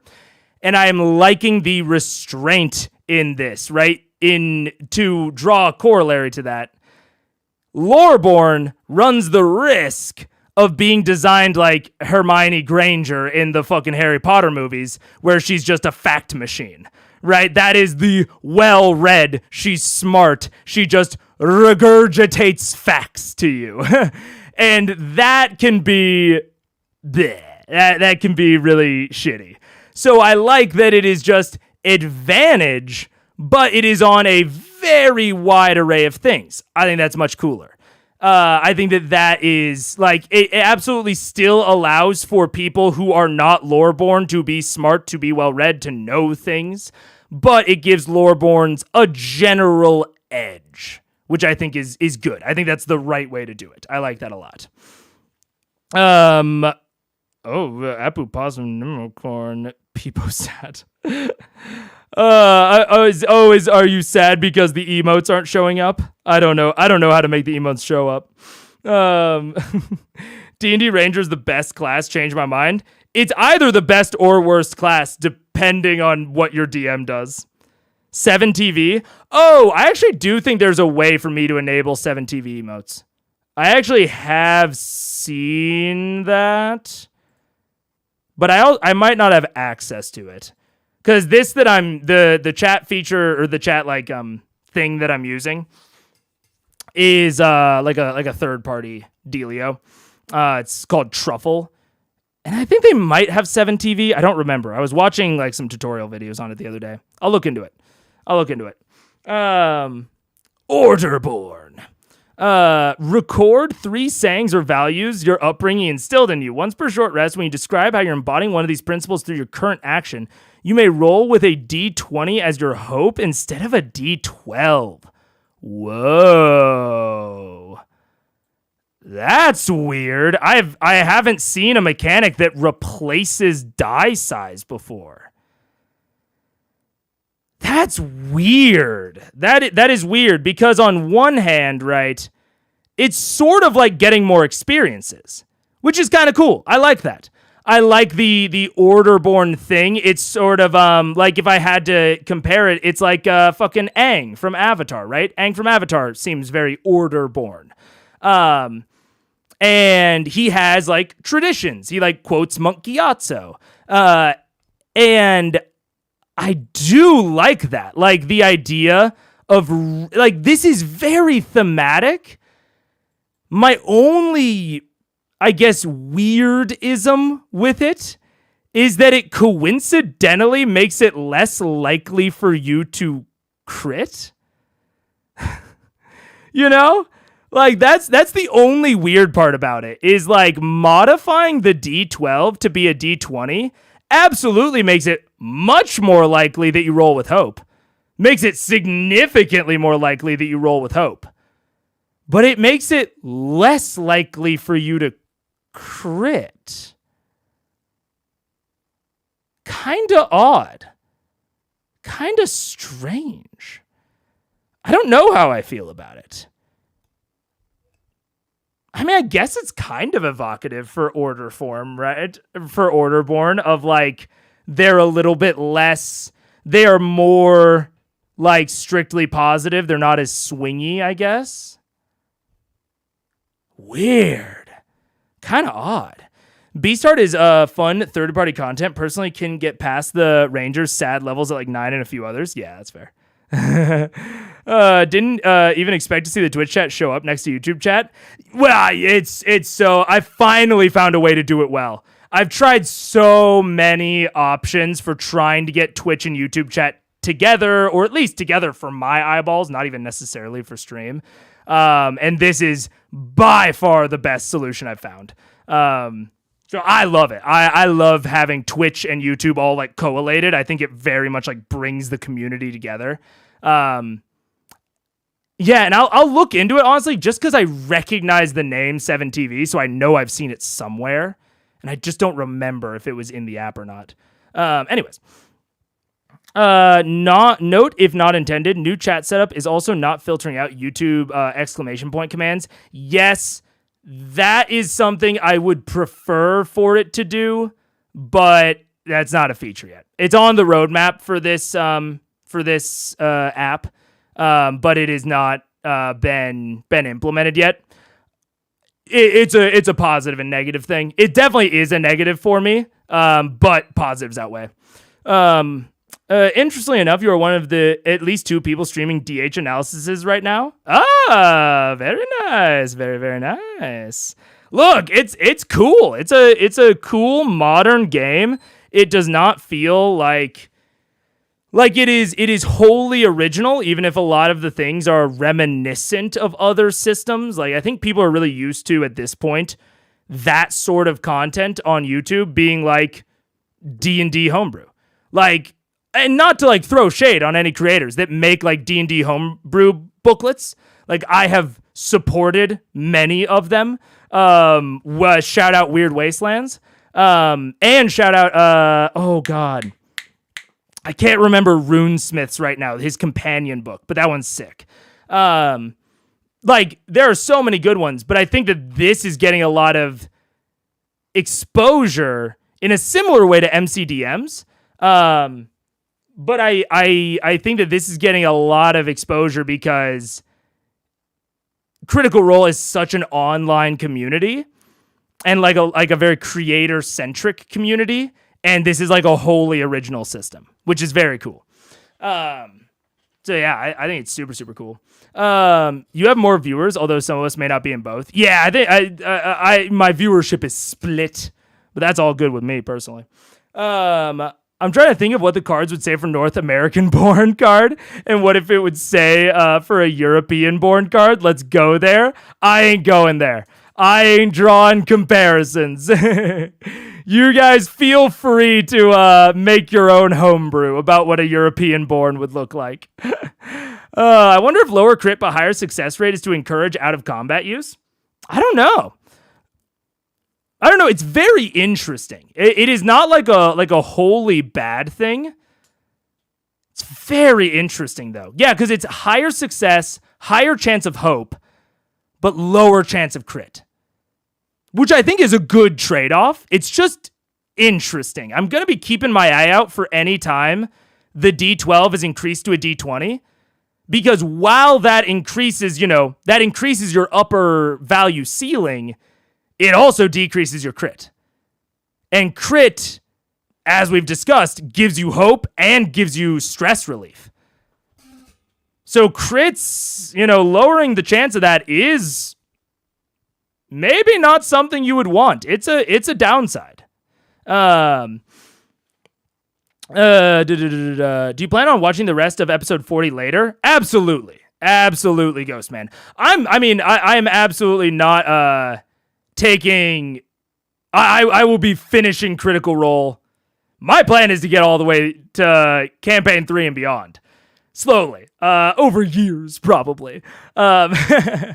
But yeah, now that, again, I kind of took the nuclear option on solving the technical issues, but now that the technical issues are, cross our fingers, solved, rest of Ep 40 will be tomorrow, starting at normal full episode Friday time, so like 12:30 Central Daylight Time.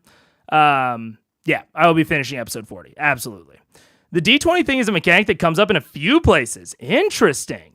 It might be better if it adds a modifier to the hope die, but that might be a little wonky to track. Well, it's interesting, right?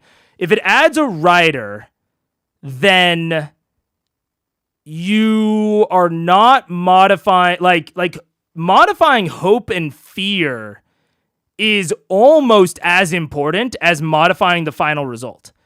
I think the final result is still more important, but modifying hope and fear, which changing the die size absolutely does, is almost as important. And so if you just add a rider, if you just add like plus your proficiency or something to your hope, I guess you could say add your proficiency to the result of your hope die.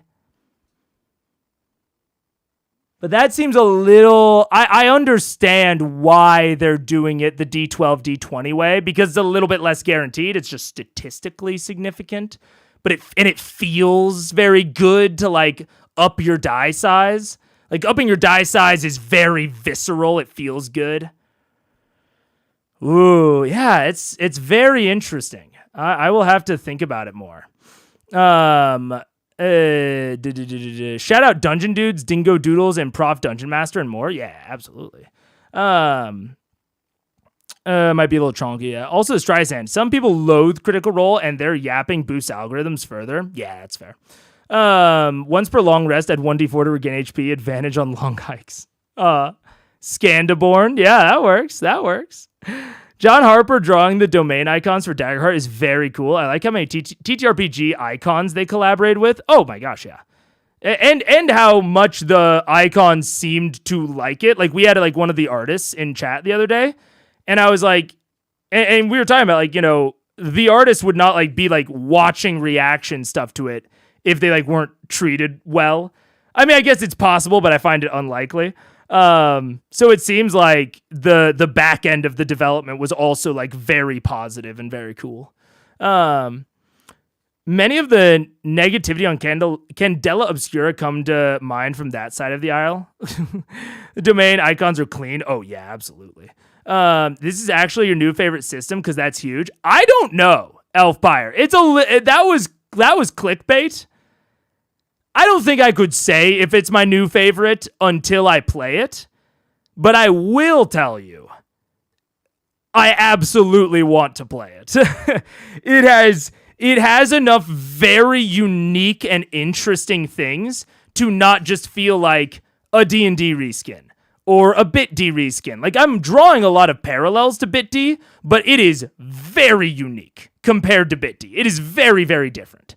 In like a lot of really cool ways. And honestly, there's like the damage. I just like the damage threshold and the HP system. I like it more than BitD's. Just flat out, straight up. I think it's just better. I kind of wish BitD just had that system. So there's a ton of things that I like, a ton of things I want to try. Yeah. At minimum, more Daggerheart content coming your way. That can't be no Warlock class. There's the Midnight Domain. Come on. I'm loving the Fear and Hope system. Yeah, Fear and Hope is cool. It's hitting me right where I want to be hit.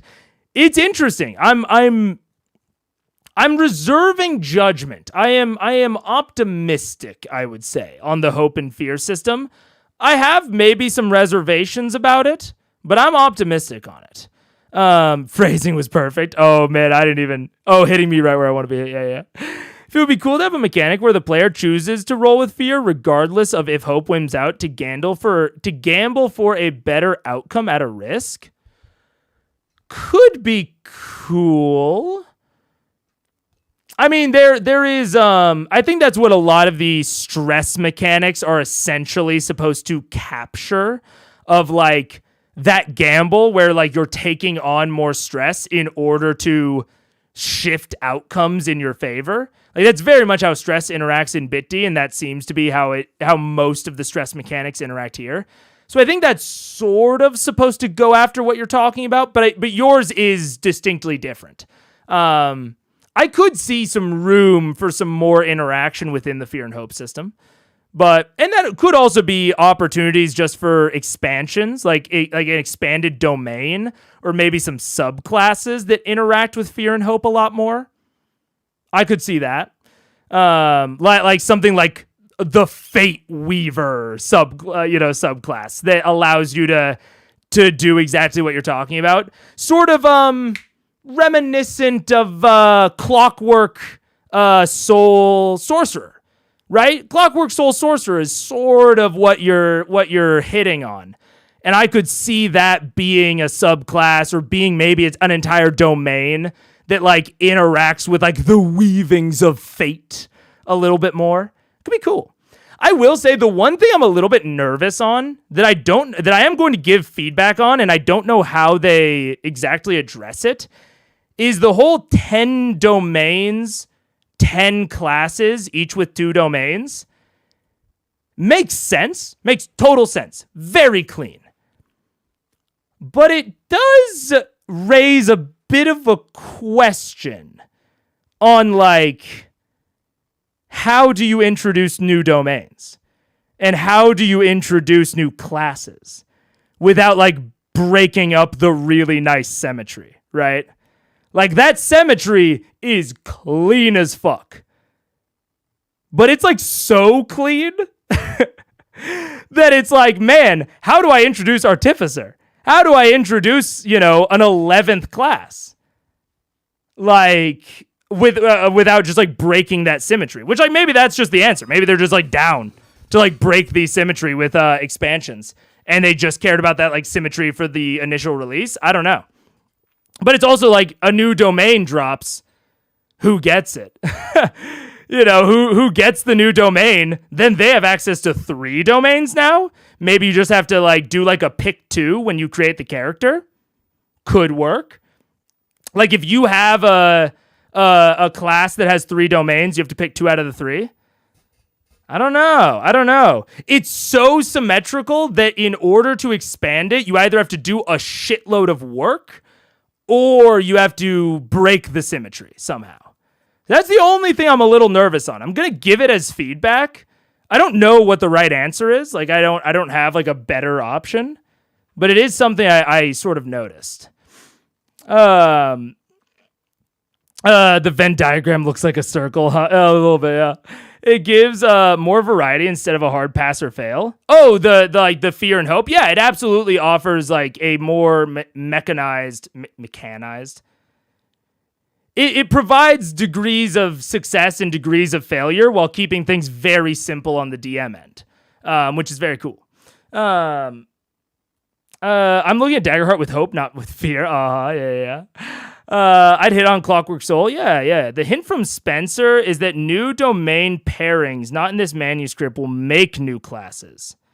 So we're never going to get interesting. So they will... Okay. So they're going to, in that case, they have to release new domains and new classes basically at the same time. And they could always like release more like domain cards, but like Bard will always be Grace and Codex.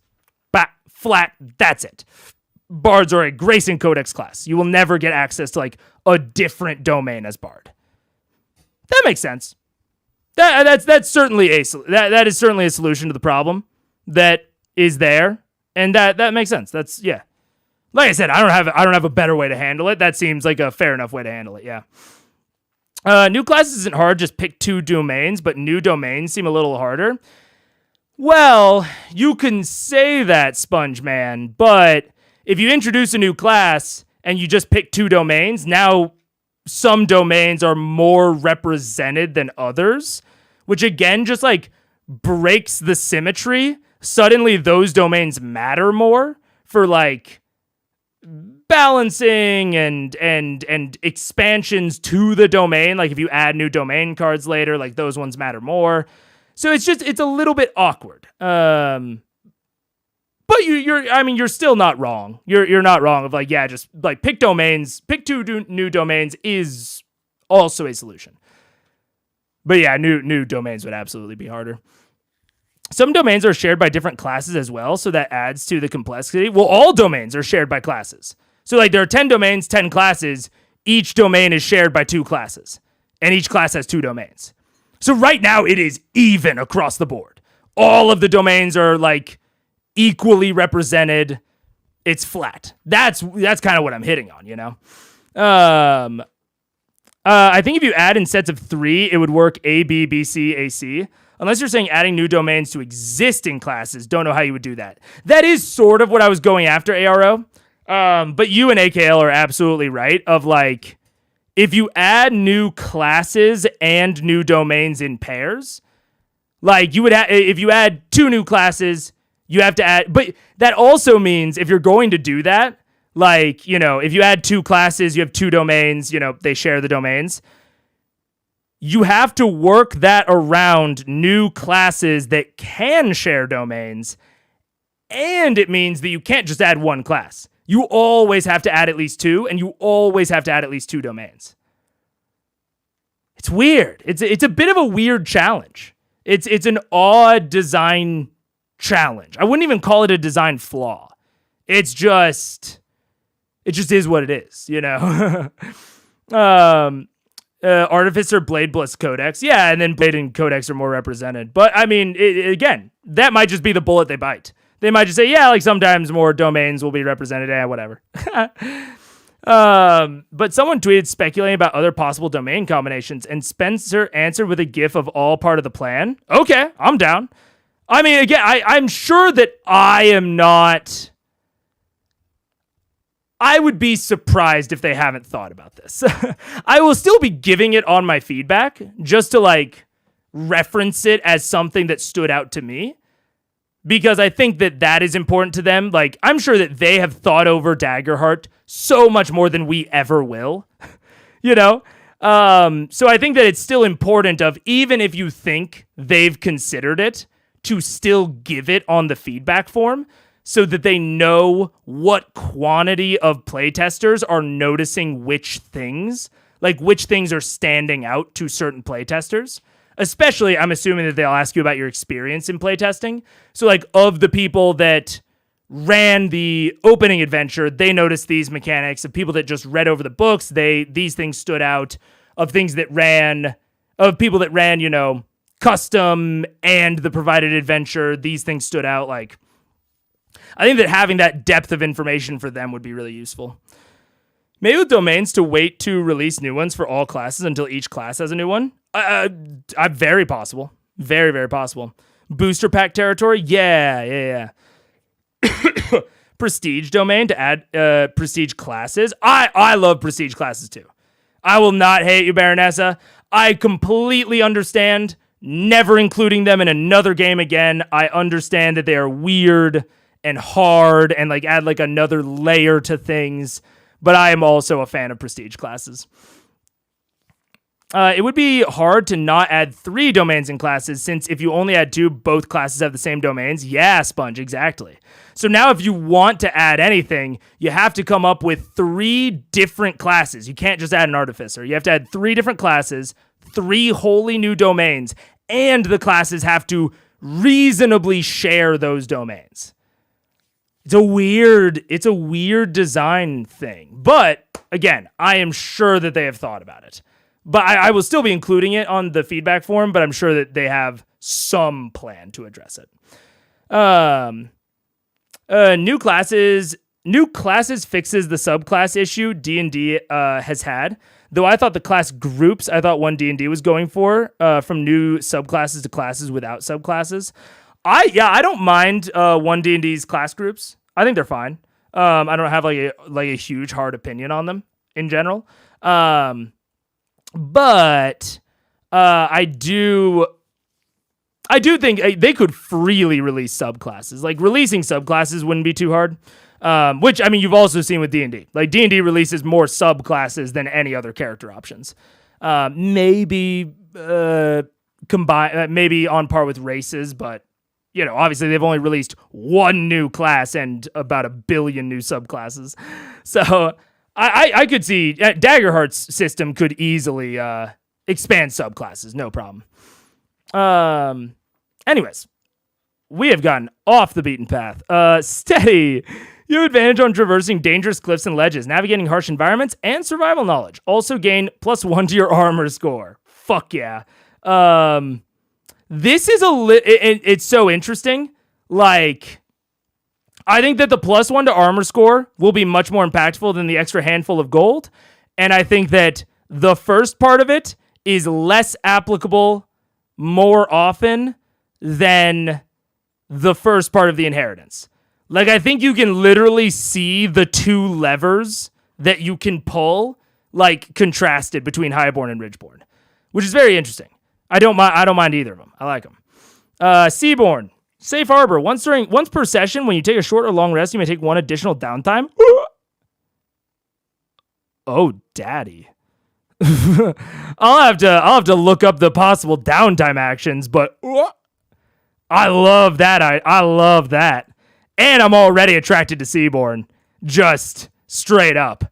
I wanna live on the open waves.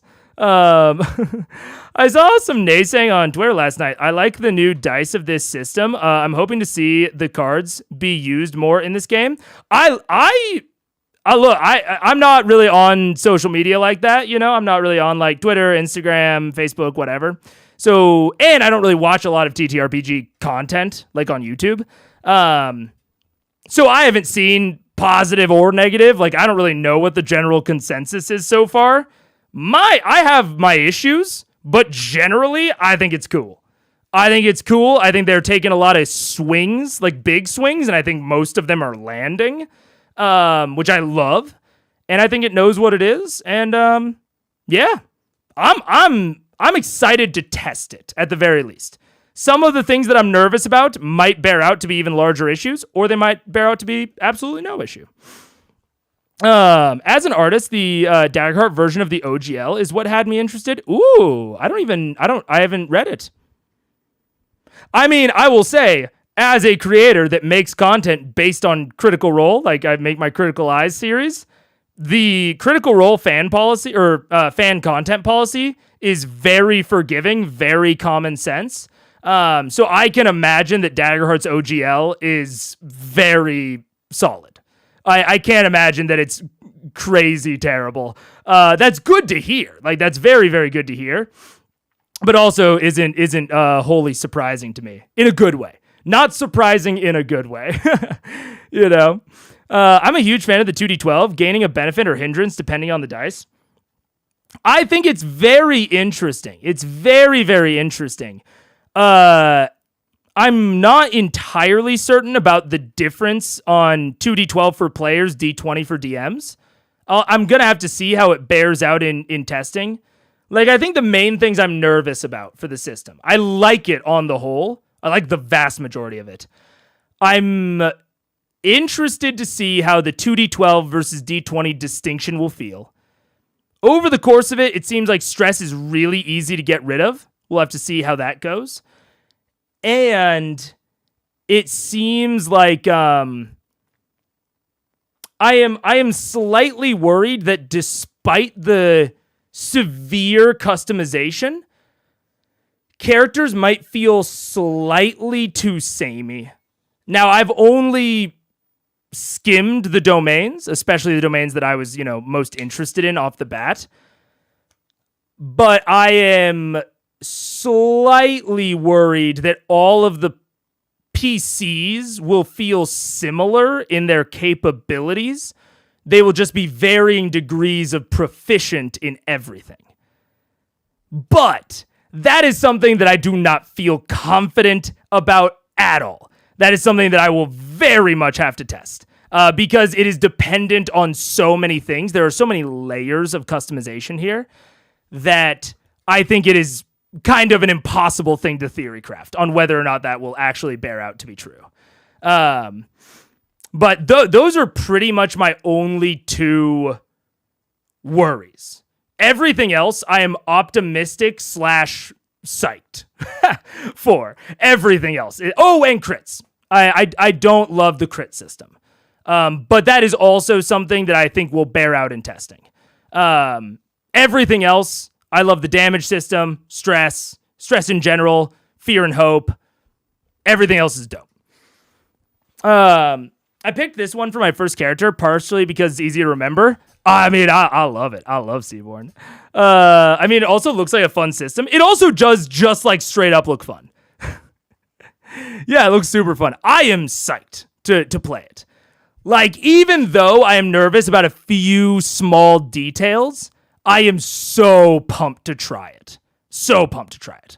I haven't wanted to try a system this much since I found out about Blades in the Dark. Always add new classes and domains in chunks of 10. The original 10 is the wheel on the x-axis. The next 10 is on the y. Eventually making an astrolabe. I mean, could work. Could totally work, John. Yeah. That could be their plan. A 13 average roll pre-modifiers, 10.5 for DM seems reasonable. I mean, it definitely is heroic. Like, and that is what I am trying to like. I'm trying to think through if I will like that. Because that system essentially incentivizes you as a DM, put them in tougher situations because you know that they are more likely to just like win any challenge. Against like an equally, powered opponent, the PCs are just straight up more likely to win because of that difference in averages. Now, the D20, I mean, they also like explained in the rules like why a D20 because it's a little bit more swingy. Like that is what they are going for. And so that is the thing that I am going to have to assess in this system is, does that feel worth it? Or does that essentially just shift the balancing, right? Like, when I am giving them challenges, am I just going to, like, on average, like, up the challenge by 3? And then, like, the actual, like, narration won't feel that different, and I'll just be using a different die for very little reason? That's my worry. But it is very much, again, not something I feel like I can really theory craft. That is something I will have to feel out in the actual game. Need to test more, but from initial impression, part of me wishes classes could use hope die in more unique ways between each class. You mean like the hope resource or the like D12 hope die? Because I mean I haven't looked through all the domains yet, but I get that. It seems like having a default use for it, like the default use for stress is to help a teammate. It feels like it would be valid if there was like a default use for hope that was like maybe a little weak, but if you hit your cap, you can use it for that. What have you looked at on stream so far? Just background location. I'm looking at basically all of the character customization details. So ancestry, community, domain, and then I'm going to look classes and subclasses and like maybe build a character, although might be running out of time. I have a hard stop at like 6. 6 Central Time, so about an hour and 45 minutes from now. Last stream, I just like read through the rule book. I got to about, I think, the equipment section. So I know like the really broad rules and like the really broad intentions so far. I want to run the Death House in Daggerheart. Oh, the Death House would probably be, well, the problem with Death House is its map, and you're not gonna make, and a different system is not gonna make that fucking map any better. At least in my opinion. I think I actually did a whole analysis of specifically the Death House map. Has a terrible map, dude. Terrible map. But that is absolutely a conversation for another stream. I do think that like vibes wise, it would be very cool in Daggerheart. Also brought this up earlier, but I'm still concerned about some later 10 level abilities having high hope costs that potentially, depending on how many hope slots they've lost over the campaign, they couldn't use. That is interesting, Raspberry. I will definitely have to keep that in mind. That's something good to point out of like, I certainly don't mind the aspect of losing hope slots. Like, I do think that is interesting. And again, like very evocative, very visceral of like the narrative, but it locking off certain abilities, like if an ability has like a 4 on the hope cost, or like, because there is also a thing of like, if we compare it to like the dwarf, right? You're going to, unless you are being crazy reckless and you take 3 scars very quickly, you're going to be able to use this for most of the game. And by the time you take 3 scars, it's actually kind of an interesting narrative that you kind of lose access to your ancestry ability. But I think that only is okay because you've gotten to use it for literally the entire game up to that point.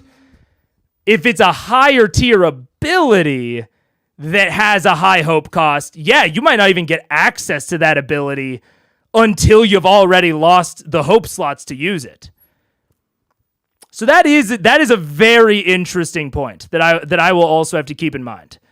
Because like I said, I don't mind the aspect of losing hope slots, but the aspect of basically locking off higher tier features is a little iffy. I would rather them just use stress. You know? The game also only goes up to 10th. Yeah, 10th level for characters, yep. Hour 45, man, Maggie, you might just finish going over options. Honestly, Q. The huge damage rolls, I think, need to be massaged a bit. It makes damage thresholds a little cumbersome. You will get what I mean after a combat. Certainly, MB. Because I like the general damage threshold system, but I can see some potential, like, weird balancing choices. Especially, I was talking with a friend about the general, like, proficiency system. Because I think that proficiency, building a dice pool, I think is cool. I think, again, it's visceral. It's evocative. Like, adding dice that you roll, I think is more interesting than adding a progressively increasing number. But I think my friend pointed out a good point of, like, it will make the lower level progression through proficiency really fucking quick. Like, it makes those first, 4 or 5 levels, like, have, like, significant tiers of increase on weapon damage. So I'm interested to kind of monitor that through a play and see, like, how do the dice pools feel? How does proficiency feel? It's honestly why I hope that throughout the open beta, I can play at multiple different levels, not just, like, level 1. So that I can get a sense of progression, because that's a very important part of a TTRPG.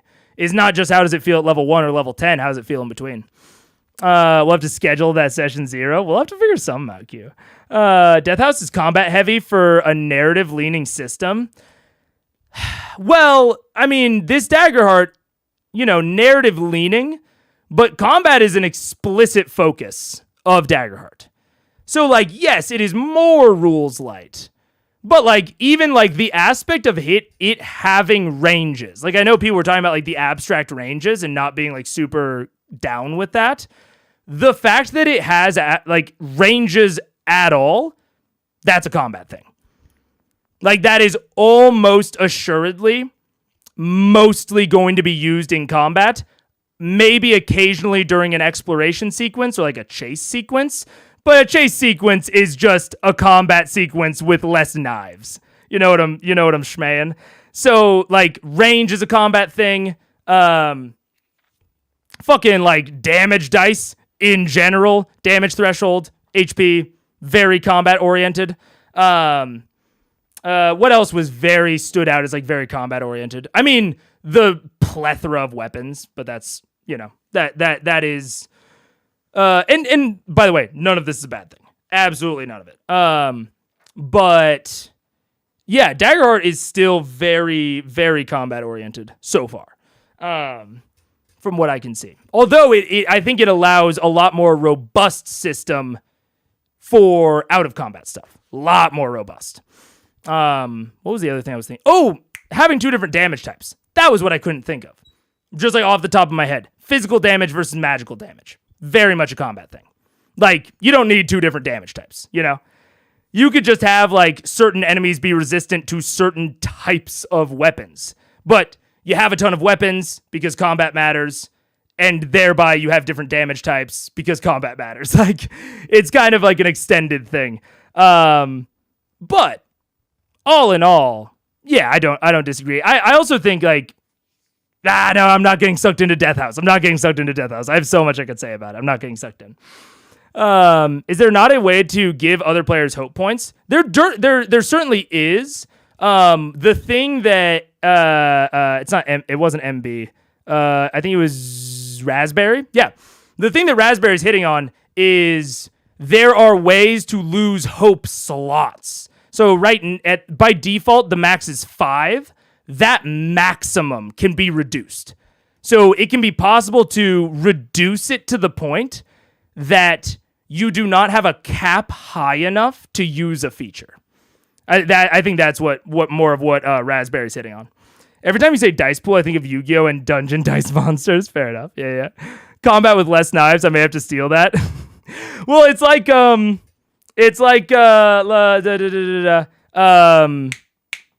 reading a book right now called Save the Cat. It's about screenwriting. I don't want to be a screenwriter, but it's also about like generic storytelling. And one of my favorite quotes from Save the Cat so far is that rom-coms are just buddy cop movies with more groping. Or maybe it's like more kissing or something. Like all buddy movies are secretly romance movies, and all romance movies are secretly buddy movies. They're like the same genre. So I've been kind of expanding my thinking on that sort of thing of like, yeah, like a chase sequence is just combat. But it has a little bit less damage dice rolling. Scoundrel, Slyborn, we're back to the actual screen. You have advantage on any rolls when you're negotiating with criminals, detecting lies, or finding a safe place to hide. Wow. Very generalized. I was talking about like Highborn, more applicable to more things, but it gives you a little bit of a something. Ridgeborn, less applicable to things, but gives you more of a something. Slyborn does not need to give you a something.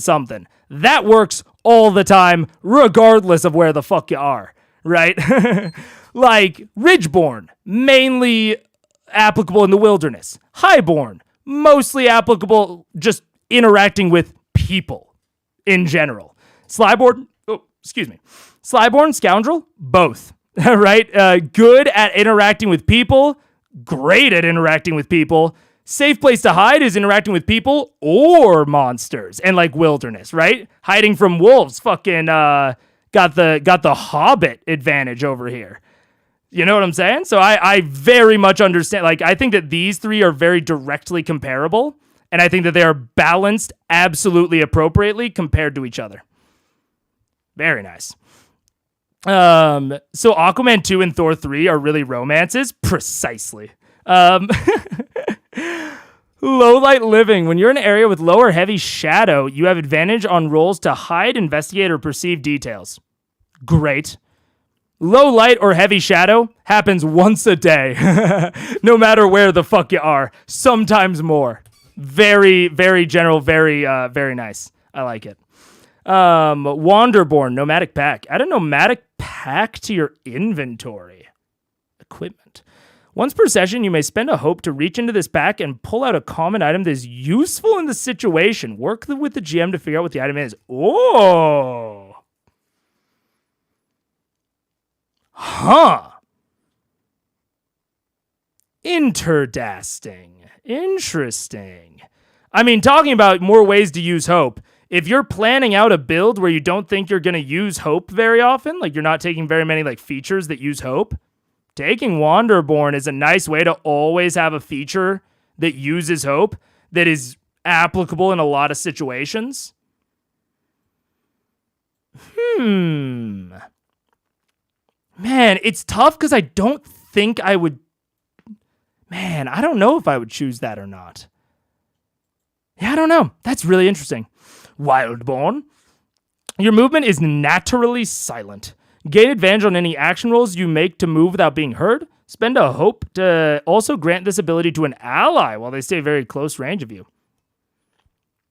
Interesting. Not great for all campaign types. Like, some campaign types don't involve stealth. But, like, let's be for real. Like, I'm not just gonna be, what do you call it? I'm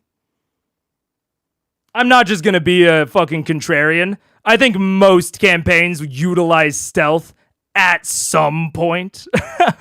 So while, like, on its face, maybe this doesn't apply to every campaign, I think in practice it's going to apply to most of them. So that's decent. That's decent enough. We love a tool belt. We love it. Yeah. Okay. So that is communities. Let's go domains. We're going to go faster through domains. I'm going to read less chat, even though I love you all. I'm going to read less. Okay. I figured that out last night, that you can do all or whatever, but then you can go into list view and you can sort, and then the sorting will maintain when you go back to card view. Way easier to read. I figured that out. Okay, so Arcana. It spells all. Are these literally all spells? Let me just see. Some ability. 1 ability so far. 2 ability.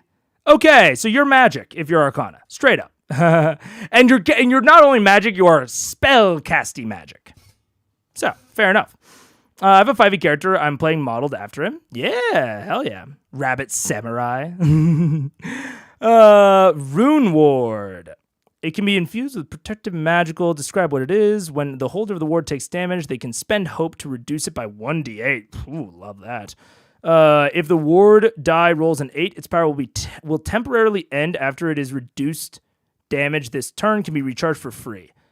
That's fucking great. That's fucking nice. I like that. That's like a really cool support ability. I like that a lot. And I like the chance to like lose its charge. That's cool. That's a cool basic one. I've heard a lot about that IP, but never actually consumed any. It's on the list. Samurai, is it? Oh, wait. I also like the giant capybara. Wait. Yeah, I get that. I said I wouldn't read chat as much. Unleash Chaos.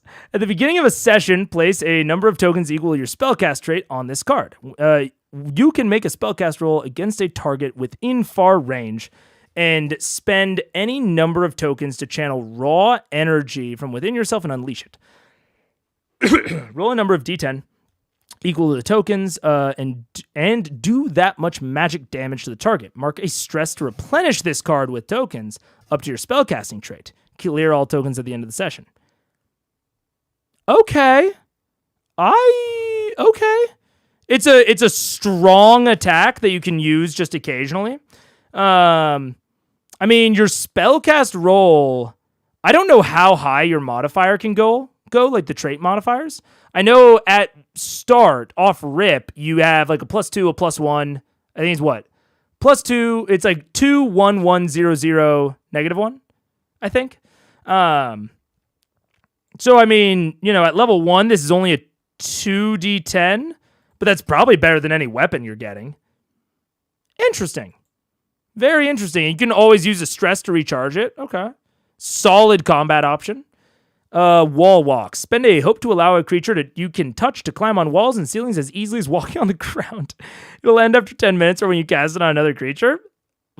Okay. That's cool. So that's interesting. So, keeping in mind, thinking about the resources that we're spending, all 3 of these features are asking you to spend a resource, kind of. This is asking you to spend a hope. Well, it's asking you to spend a hope if things go wrong. This you have to spend a hope to do it, but it's could be out of combat, could be in combat. And this is very directly combat oriented and asks you to spend a stress. If you want to replenish is the thing. So, you're potentially getting, this is you only have to spend it when you use it. So there's like a relative level of consistency there, of like consistent usefulness. You only have to mark a stress on this if you want to recharge it. So you get like 1 free a day, and then wall walk. You have to spend a hope, but you get a guaranteed return. Like you're only going to use this when you want the effect. So far it seems like they're really going for like, I don't want to say generous. That's the wrong word. But it's not like they're having you like mark stress for failure, right? It's like when you want to interact with hope or with stress, at least within your features, it seems very voluntary. You have a lot of agency in it. This isn't like going to be like you miss the spellcasting roll and you have to mark stress because you missed. It's only if you want to recharge and you get to decide whether or not you're going to recharge. Which I like. I like for feature spend like that. And these are all 3 on level 1, and then is it 2 for the rest of the levels? Okay, so I'm assuming 2 for the rest. Yeah, okay. So 3 at the start, 2 for the rest of the levels. Okay. And you can always choose from lower level stuff. Make a spellcasting roll against a target in melee. On success, the target instantly bursts into flames, dealing 1d20 magic and temporarily catching them on fire. Hell yeah. Anytime a creature tries to act while on fire, it must take 2d6 magic damage if it is still on fire at the end of its action. That's interesting. That's interesting. This is a little bit... I mean, no, I guess that makes sense. The only thing that I'm seeing here is there's a little bit less, like, I was picturing, like, hordes or groups where, kind of individuals could go in and out of sort of being, like, represented within, like, a mob versus a individual. But I guess in retrospect, you're rolling explicit damage dice. You probably can't change the type that a creature is. Like, Bitty is a little bit more flexible in that aspect of things. But because we're doing, like, explicit damage stuff, like, Bitty is all about affecting the situation as a whole. It is rarely about affecting distinct individuals. Sometimes, though, affecting an individual is affecting the situation. But this is much more like you have to keep track of individuals as a GM, which, like, isn't that far. I mean, it's very D&D of it. So not a bad thing. Just I have to reorient my thought process a little bit.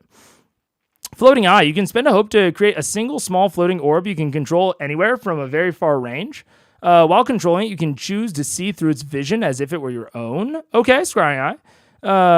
Or not Scrying Eye, Arcana Eye. If the orb takes damage or moves out of range, the spell ends immediately. What's the range? Wait. Oh, very far range. Oh. What did we say very far range was? Is that only like 100 feet? It's a little close.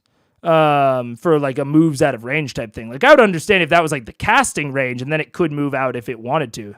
It's a tad close, but not terrible. And I'm also looking at, like, Rune Ward is more likely to be in combat, but also applicable outside of combat, technically. Unleash Chaos is a combat thing. Wall Walk is more likely out of combat, but could be in. This is combat. This is pretty explicitly not. Like, it seems like we're cutting a line on a lot of these between combat stuff and not combat stuff. 100 to 300 for very far. Okay, that's not as close as I thought it was. That's okay. Within very far. So within 300 feet. That's not too bad. That's not as bad as I thought. I was thinking within 100. And I was like, that's a little tight. But that's not too bad. But they are cutting a line between combat and not combat. I will say, when we talk about, like, combat focused, whatever. The fact that there are cards that are just, like, explicit combat cards does lend to the combat focus, but Daggerheart was very honest about that. They said it has a combat bent. Like, that is, like, a focus of the types of stories that you tell. So, I have no problem with that. And I think that the ratio so far is decent. I've read through 5 cards. I can obviously tell the ratio already. Counterspell. Make a spell cast roll against a spell or magical effect. I like that they specify or magical effect. This system is so freeform that, what is a spell? I like spell or magical effect.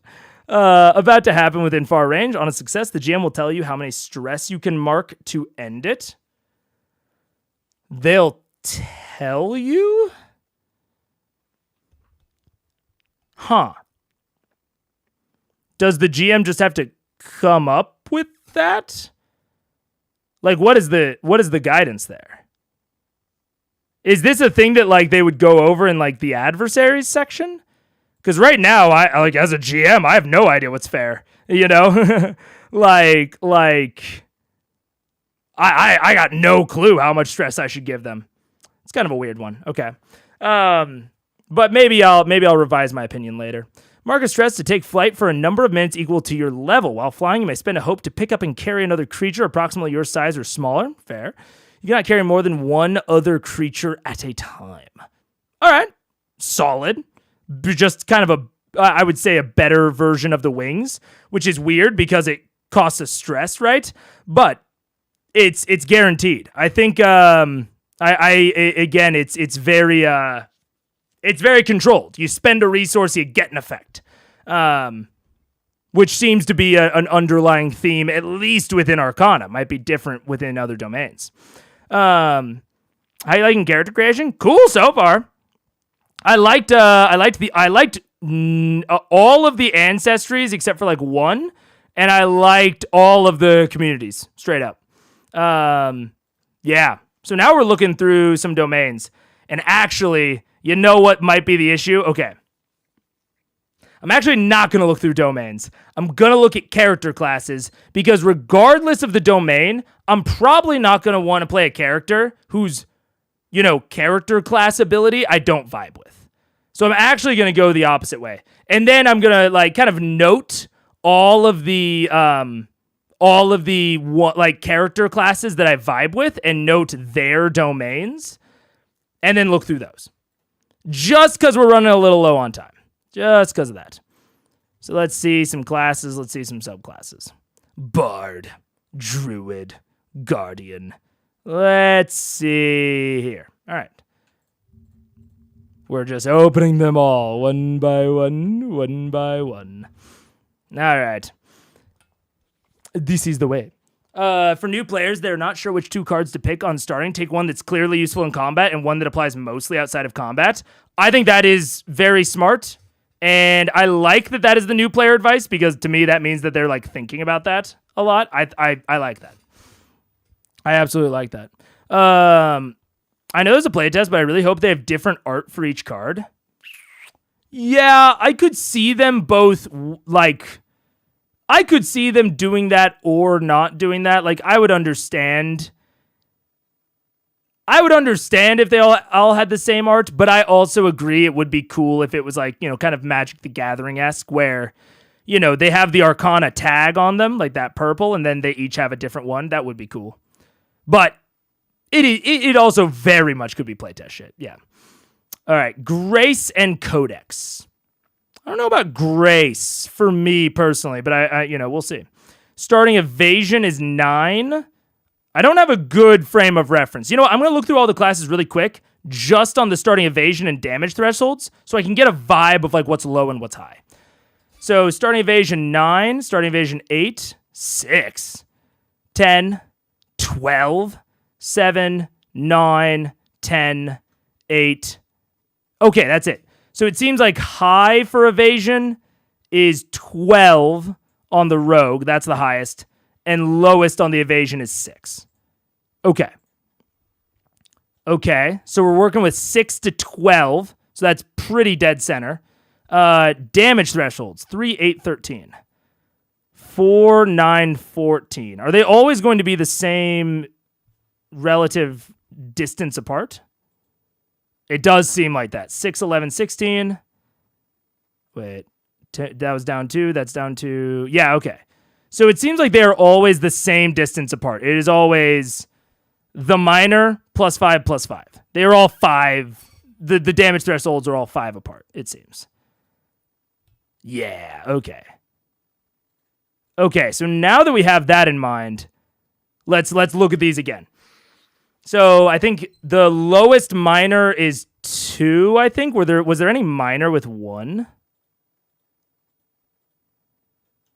Doesn't seem like it. So lowest minor is 2, and highest is, I think, 6.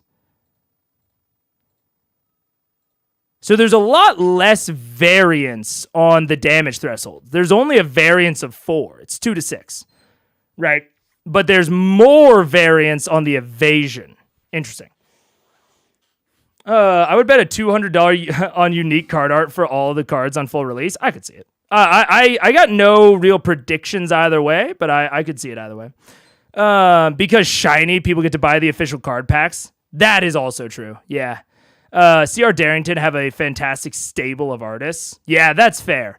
All of the artists are incredible, and we do know that CR has worked with a lot of decent artists, yeah. So like, okay, so this damage threshold is on the low end. Evasion is about medium. So not a very defensive class. I mean, makes sense for Bard. I'm not surprised by that in any way, but I wanted to get a good grasp of it first. At the beginning, place a d6 with the lowest number facing up. When anyone in your party rolls with fear, turn the rally die to increase its value by 1. When you would increase the value above 6, remove the die, describe how you rally the party, and give every character who listens a 1d6 rally. They can spend this die to roll it and add it to the result of any action roll, reaction, or damage. I wonder, can they apply that to the roll with fear? I'm kind of assuming not. If your rally die hasn't finished this countdown by the end of session, distribute the current value shown on this die as hope, splitting it any way you choose and remove. Whoa. With the wait. I have to read this. D6 with the lowest number facing up.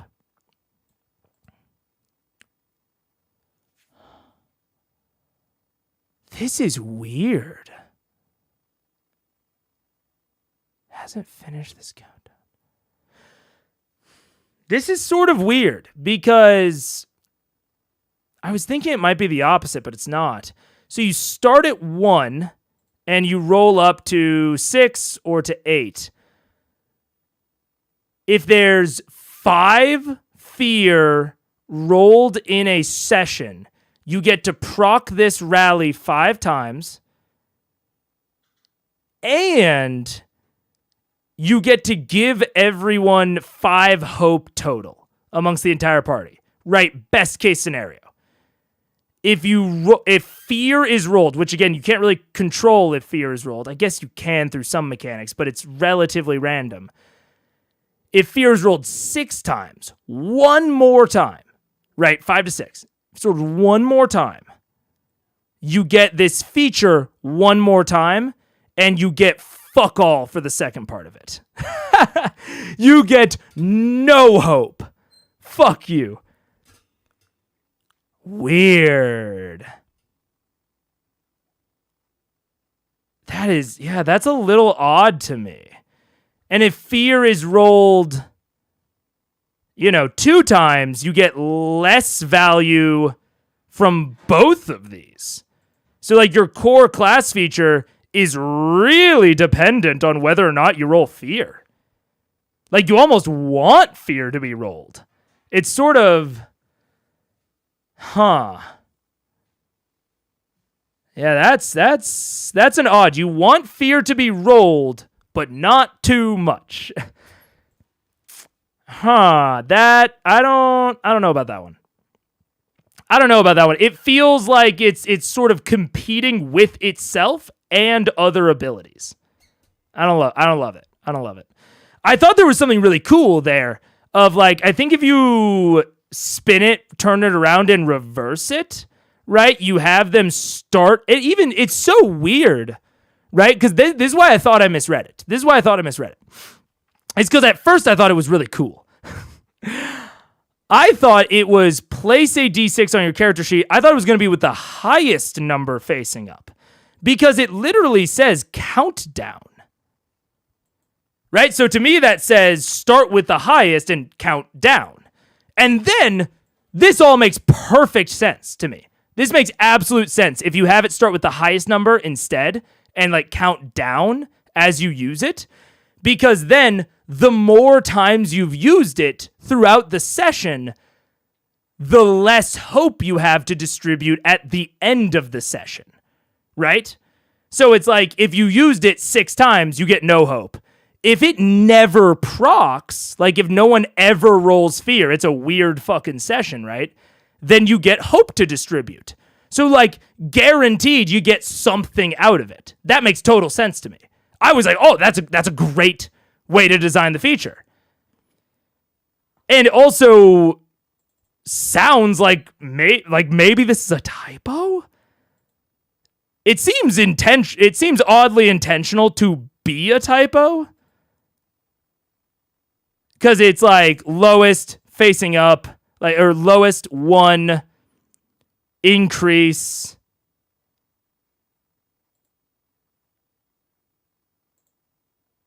Might be a general oversight. Oh, you know what I'm actually seeing? Okay. Actually, ooh. Okay, wait. I'm actually misunderstanding this. The more I reread it, the more I'm still misunderstanding it. But the way that I'm misunderstanding it is kind of even weirder. So actually, that's my bad. It is you count up, but when you would increase above 6, so when you would go from 6 to 7, then you rally the party. But if you haven't... Okay, actually, it's not as bad as I thought. I still don't know that It's still a bit odd, but I don't dislike it nearly as much as I thought. Okay, so I think it's okay. I think it's okay, because I'm rereading it.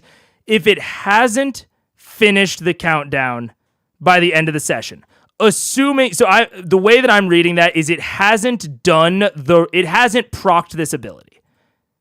That's how I'm choosing to read this. Is this ability of like when you would increase it above 6, remove the die, that never procced during a session. Then you get to distribute hope, which will guaranteed be 1. But if it does proc, then you don't do the hope distribution. I think I'm reading that correctly.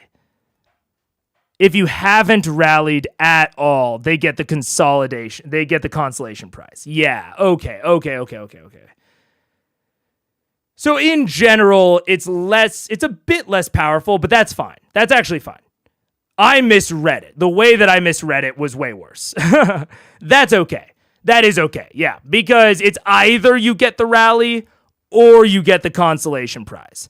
And if your party is rolling with absolutely no fear the entire session, then, you only get 1 hope, and that's just a big fuck you because you never rolled fear. I still don't love so now we get into opinion territory. I don't love a feature that is based on something bad happening, but the more I read it, the more I think about it, the more I understand it. That's all right. It is kind of weird that the rally die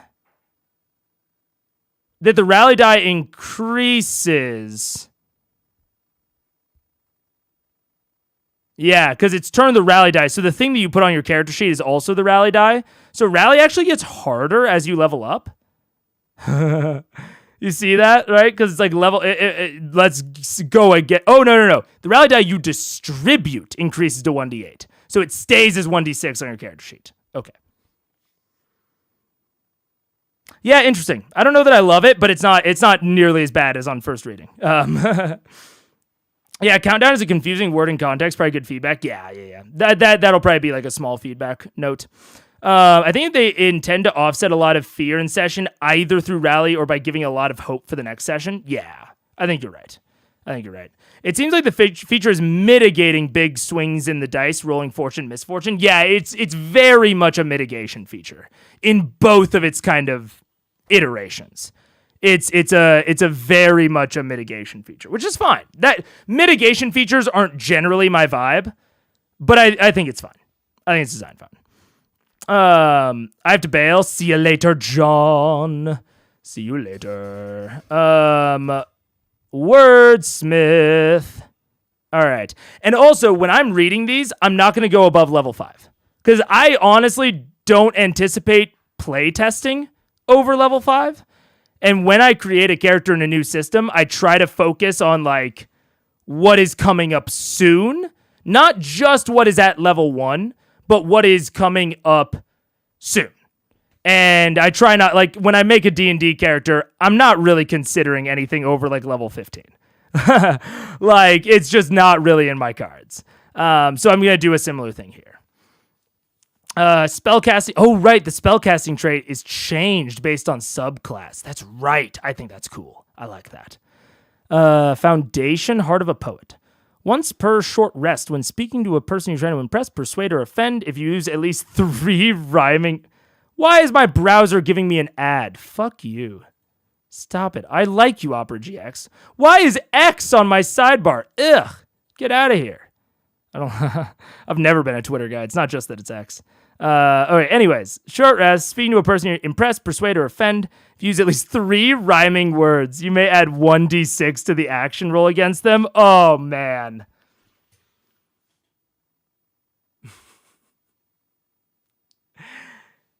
You know, I'm really torn. I'm so torn. 'Cause, like, that's fun. That's really fun. That's really fun. But I don't necessarily want to require my players. I guess you can just homebrew this the opposite way. Like some tables will say, you know, you have to do the Scanlan, you have to sing anytime you do Bardic Inspiration. You can homebrew this the opposite way of we just assume you're using 3 rhyming words when you're doing it. Like you can sort of homebrew in the opposite direction. That's fine. Because I don't love like forcing a person to do an out of game thing, you know? Like it's super fun. It's so fun. And I guess if you don't want to do the out of game thing, you can just say like, in character you did it. You know? A shy player who wants to bard may have problems with that. That's sort of why I'm hesitant, gnome player. Gnome saying exactly. Yeah. I think if it's fun, if my player if they're like, I'm nervous about it because of the rhyming thing, I will tell them, hey, we can assume that just in character you did the rhyming. You don't have to do the rhyming out of character if they're nervous about it. Rousing speech. Once per long rest, you can give a heartfelt, inspiring speech. Same thing with this shit. Same thing. I'm going to allow them to abstract it to like in character stuff if they aren't comfortable actually doing that. All allies that can hear you clear a stress. Oh my gosh, there's clearing stress everywhere. Which is fine, but you know your moving words can boost the morale of the group. When does specialization happen? I think specialization you get access to at like 5 or something. So I'll read. I'm not going to read the mastery because I know that comes later. When you use your skill as a linguist to raise a member of your group up, once per session, you can do the following. Allow them to find a mundane object or tool they need. Okay, so overlap with Wanderborn. Interesting. Help an ally by spending a hope as usual. But, help an ally spends hope? I thought help an ally spent stress. Oh. Well, in that case, I don't necessarily think that features need to spend... Oh, hi. I don't think features need to like really focus on spending hope. I mean, they certainly can if they want to. But if you can always just take the help an ally action and spend hope that way, you always have something that you could spend hope on. And interesting, Wordsmith can roll a D8 instead of a D6. Okay, better at helping. Give them an additional... Oh, this is once per session. You can do one of the following. Okay, that's pretty limited. Give them additional downtime activity. Interesting. These two are very... This is like very situational. A little bit less situational. Not situational at all. Just good. I like that. I like the 3 kind of levels of it. Oh, hi. Doggy just laid down in her bed. It's raised up for easy access. Doggy. Yeah, 5. Helping ally and experiences use hope. Oh, also experiences use hope? Okay, there's plenty of hope usage.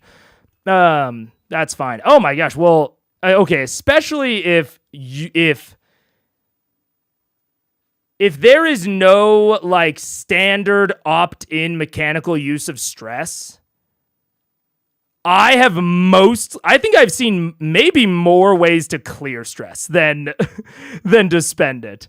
Which, I mean, obviously, you know, stress can and also should be like an aggressive thing, like from the DM. But I would never I think Yeah, that's interesting. I'll have to play it out, but stress definitely seems like something that it will be very easy to go up or down in. Troubadour. When you select this foundation, describe a unique instrument. I think stress usage varies by class and domain cards. Interesting. Describe a unique instrument you carry and add it to your inventory. You may perform each song once per long rest. What are you saying here, Panda Doggies? You need to talk to me. I heard you mentioning me a lot. You're saying wordsmith. Oh, yeah.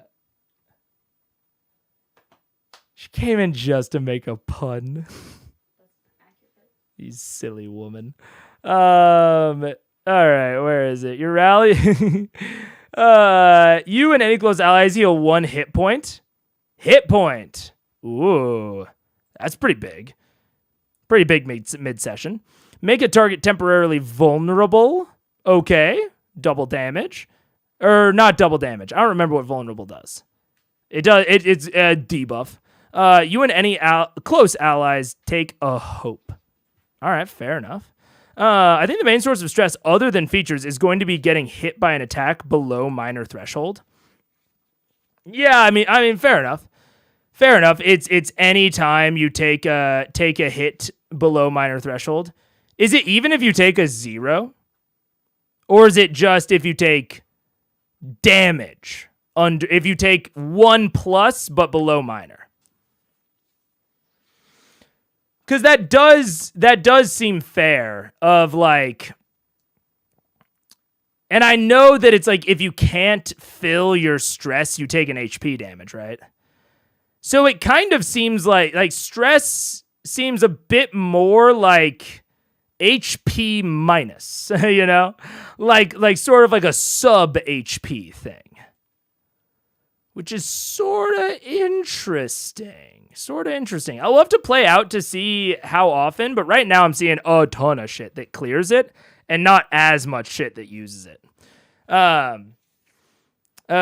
Is she playing the one shot too? I don't know who's playing in the one shot. I'm trying to wrangle some other creators, but we'll see. Not for 0, but then you would need to expend an armor slot. True. Unless you're an orc. But true. So it's like, that's really interesting. There's sort of a downstream effect of that.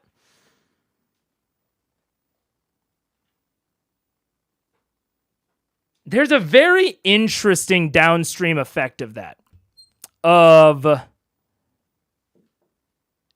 evasion being slightly more important.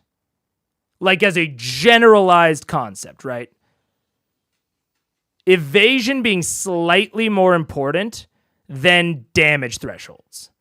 Because essentially, if they get through your evasion, something bad happens to you. Just something. Unless you use armor, but that's still something bad. You have to expend a resource, right? You have to do resource. So an evasion, right, on what was the big one? Rogue. 12 evasion, especially if you juice it, right? And like damage thresholds aren't fucking bad on the rogue either. Right? They're not great, but they're not terrible. They're dead middle. Right? They have the best evasion and middling damage thresholds. And evasion, a higher evasion, makes it like if you have a low evasion, who had a low evasion? Was it Wizard? I think, no, maybe it was, no, it wasn't Bard. I think it was 6. Right, Guardian. Low ass evasion score, lowest evasion score, but high damage thresholds, but they're going to be taking stress all the time. They're going to be taking stress all the time. But that is also, and there is less variance in the damage thresholds. Man, I'm going to have to really suss out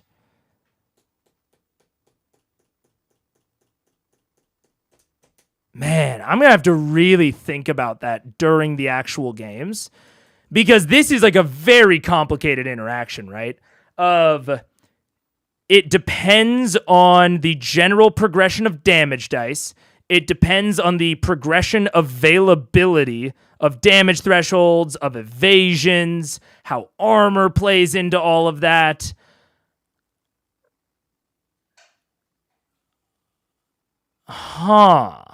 But yeah, in general, which that does make sense. Like if we're comparing evasion to armor class, right? To AC. Yeah, if they get past your AC, something bad happens regardless. But it's the fact that these guys have variable damage thresholds along with, I think, variable amounts of health, right? This is very much something to keep in mind. I don't know how I don't have like any like hard feelings on it yet, but it is something I'm very much going to be keeping in mind. But oh yeah. But you can take a ton of stress before you start actually having like distinct downsides from it. And there's like chances to heal stress all the fuck over the place. So yeah, interesting. That's a very interesting balance of like, especially like guardians with low evasions. They're taking stress constantly, but also there's places all over the place to heal stress. But also if they take a bunch of stress, then they can't use their abilities that use stress. Which is sort of evocative, right? It is sort of evocative of like that guardian, persona, right? That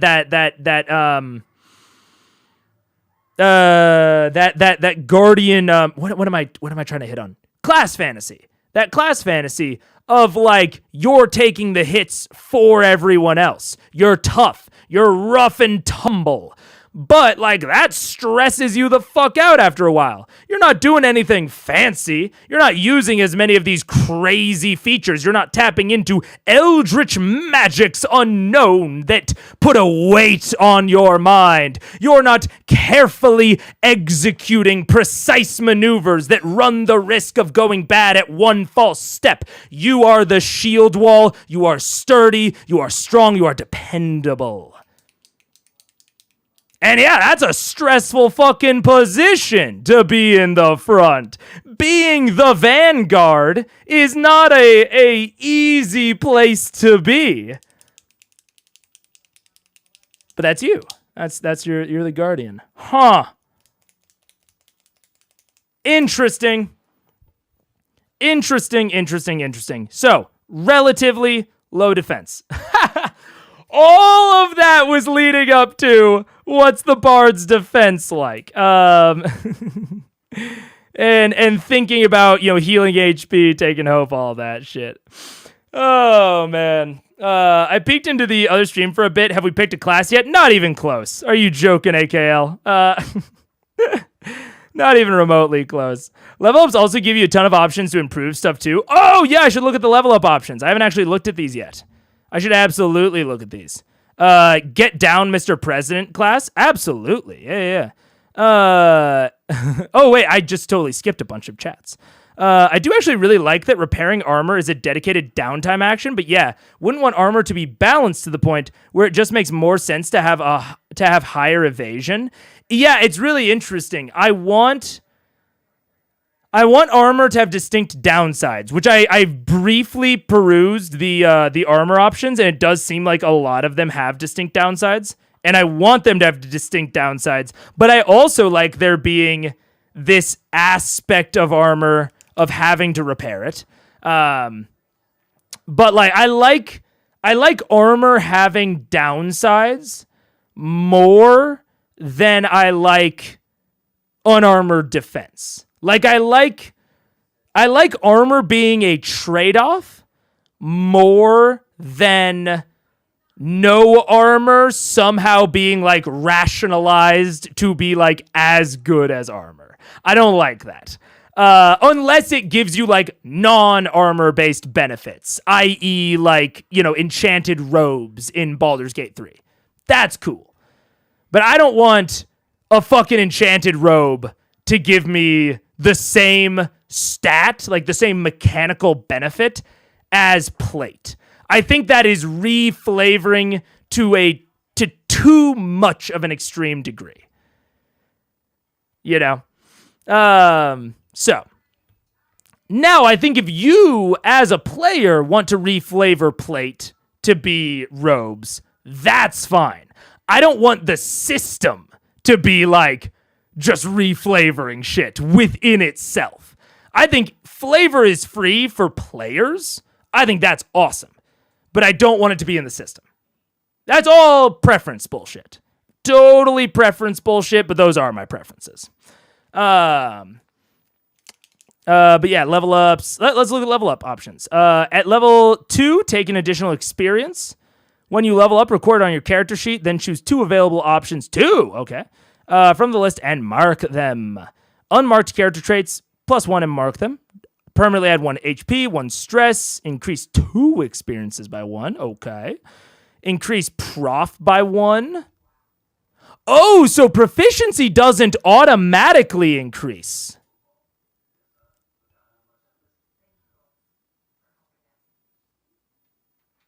Huh.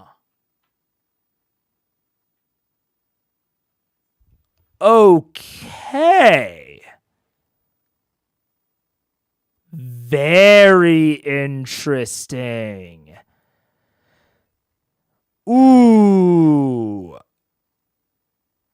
I like that. I'm having to process it in my brain, but I like it. This system is focused on combat. Clearly. And as you level up, you get access to better tiers of equipment. But if you don't want to train in combat, you don't just like randomly get better at it, right? If you want to train in spellcasting, if you want to train in your experiences, you have those options. Like increasing your proficiency, to my understanding, like in my like knowledge so far, is this mainly affects your damage die, which is a combat thing. So if you want to get better in combat, that's a massive way to do it. Going on your weapons from a 1d6 to a 2d6, you're doubling your damage. Crazy. But you don't have to. That allows for a lot more specialization and for people to feel much more different.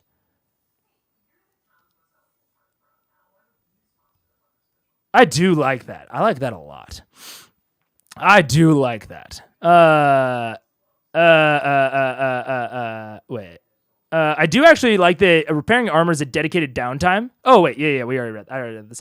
Everyone starts with 6 health and 5 stress. Oh, so it's the same. Okay, it's the same no matter what character. That makes sense. I wouldn't expect too much. He's loving the options. I am loving the options. First character I made was a Galapa Stalwart Guardian. Tanky tank protector. What is the solution to the tank fallacy, AKL? I'm curious because so Guardian has Valor and Blade. I would be hopeful. Yeah, let's read this. Is there you become unstoppable? Oh, this was the rage feature. Okay. Begins D4, resistance, additional, spend stress. So there's a lot of offensive stuff. Anytime you roll damage, reduce the unstoppable by 1. Oh, it's like essentially a time-based thing. Interesting. Stalwart. Raise all damage thresholds. Mark an armor slot. What I'm looking for is there a solution to the tank fallacy? If you don't know what I'm talking about, the tank fallacy is if you are so tanky, if you are so beefy, if you are a big, strong boy that does not take a lot of damage when I hit you as an enemy, why do I hit you? Why do I hit you other than that you're the one I'm supposed to hit? In an MMO like World of Warcraft, they solve this through aggro abilities, where the tank literally forces the enemy to hit them. So is there any solution? Is there any solution? Raise all your damage thresholds by 1. When an ally within very close range take damage, you can mark an armor slot to reduce the damage by your armor score. Okay. This is an addressment of the take fallacy, especially because marking an armor slot is something that goes into the foundation of you may spend hope instead of marking armor. So these two work together. Now, when do you get the option for specialization? Is it in here? Where are our specializations? Is it upgraded subclass? Is that the upgraded subclass card has the additional specialization?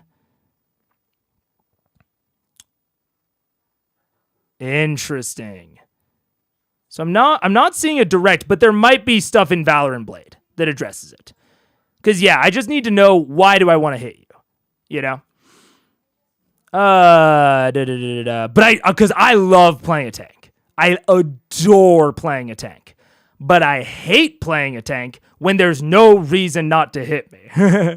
Then if I'm playing against smart people, I feel stupid. And I don't like that. I'm curious, if you're at max stress, if you could still use your stress abilities in exchange for the HP hit that normally happens. Honestly, I don't see why you couldn't, right? I would have to read over the language, but I would honestly assume that that's rules as intended, even if the rules as written don't support that. I would assume that's rules as intended. Maybe, maybe not. I'd probably, if let's say this is D&D, let's say we're not in a beta, and let's say that, those are established things, and that, the rules as written is that, you can't do that. Honestly, at my table, I'd allow it. That seems cool. Trading with how precious hit points are, absolutely allow them to do the feature in exchange for a hit point. I think that's just fun.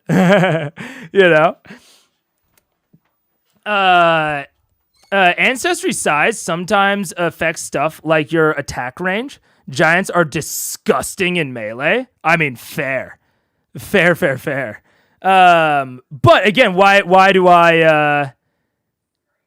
If you're spending all of your stuff making it bad for me to hit you and not raising your own attack, why do I hit you? I just take the hits from you and go after your damage dealers. And if you invest all of your stuff into damage dealing, you're probably not investing it into tank. So it's this kind of weird thing. Am I late today? How have things been? I think they've been good, Deadly. I've been having fun.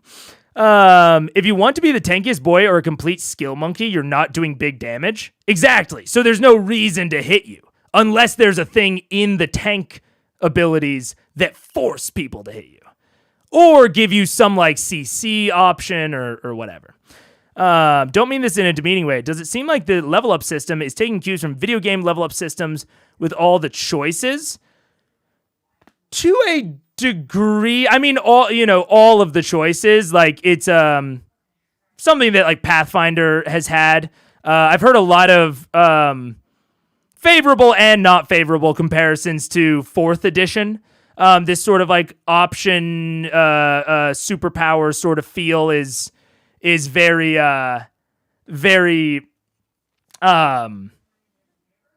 edition. BitD has a slightly different version of this. BitDs are not level gated at all. Honestly, kind of wish they were. BitD in general is less rule heavy than this. Like this has a lot more rules, a lot more mechanics that you have to know. So, I mean, I think it is, with all of the options, I think that part of it is taking a lot of inspiration from Pathfinder. Which, I mean, you could argue that Pathfinder took inspiration from video games and back and forth.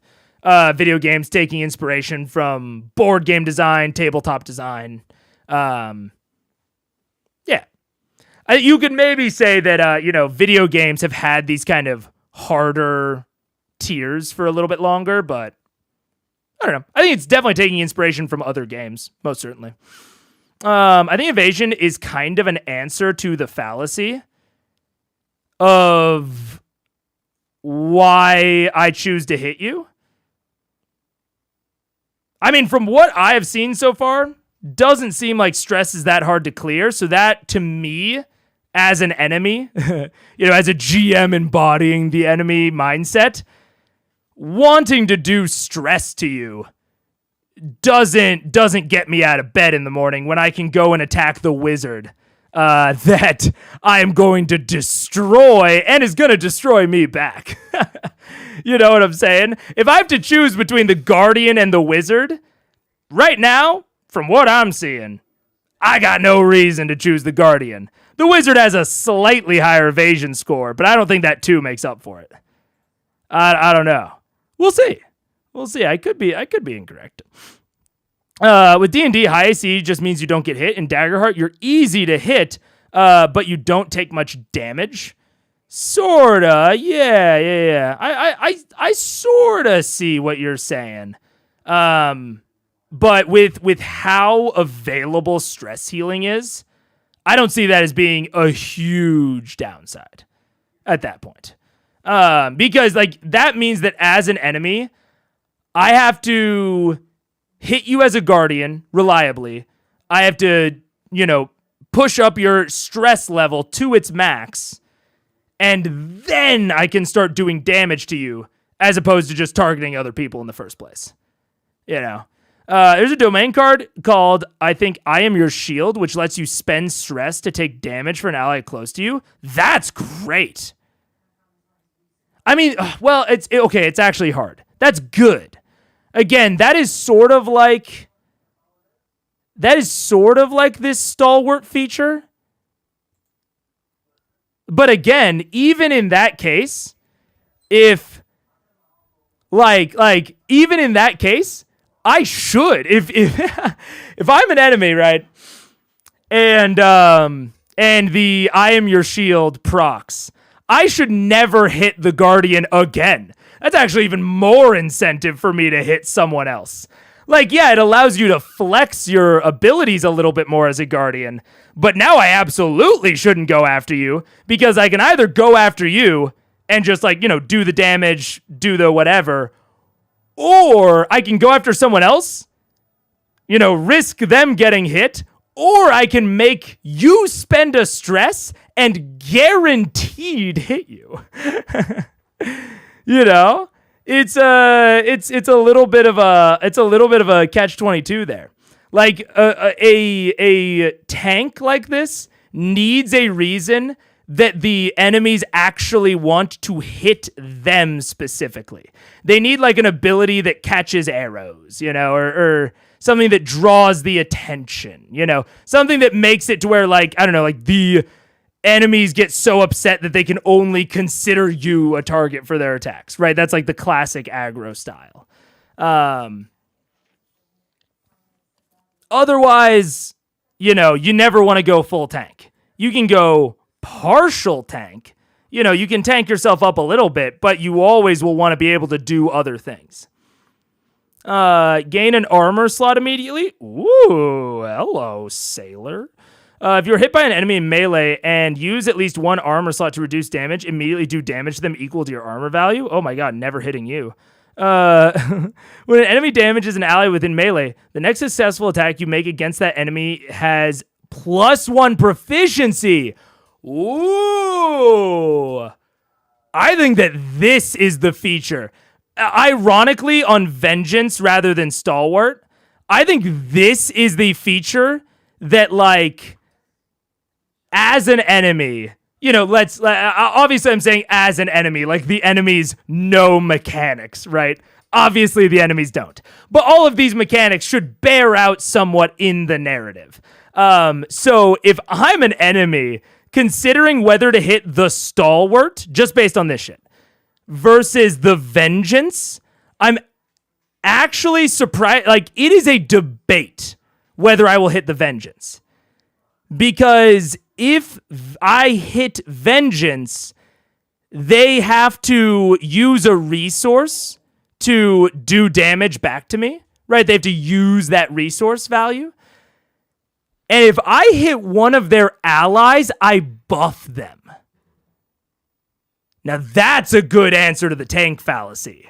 Why do I hit the tank? because if I hit someone else, the tank grows stronger.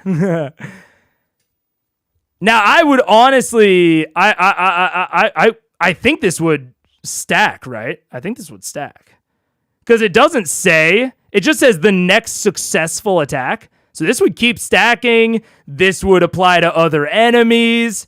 This is a great feature. And I don't think it's like busted. I don't think it's broken. I think it's a good answer to why you're going to convince enemies to hit you. Because every time they don't, you get a little bit more powerful. That's good. That's good. Because with the Stalwart, there's just no reason for me to ever hit you. There's absolutely no reason. I should always attack your enemies, your allies. I mean, the only downside is that it's only within melee range, but that seems totally fair. It's like a balancing decision. I'm really loving Vengeance. I am Vengeance. I am the Knight. I am Batman. Yeah, I would absolutely go Vengeance over Stalwart. Anyways. Yeah, absolutely great. Absolutely great answers. Okay. Increase your major damage threshold, increase your minor damage. Oh, then increase severe damage by 2 for free and choose a new domain deck card. Interesting. So your damage thresholds increase for free. Essentially, your defenses. Kind of. Your HP defenses increase for free. But if you don't increase your stress slot and you don't increase your evasion, you're going to be getting stressed out during combat. So it shows you becoming tougher, becoming weathered, becoming a veteran, right? With these damage thresholds, because like severe by 2, major and severe by 1 and 3, and then minor, major, and severe. Minor, major by 1, severe by 4. That's pretty good. That's pretty interesting. Because if you never do anything defensive, right? If you never add a stress slot, if you never up your evasion, then, technically your HP defenses are increasing, but you're going to start taking stress more and more and more consistently as enemies get better at hitting you.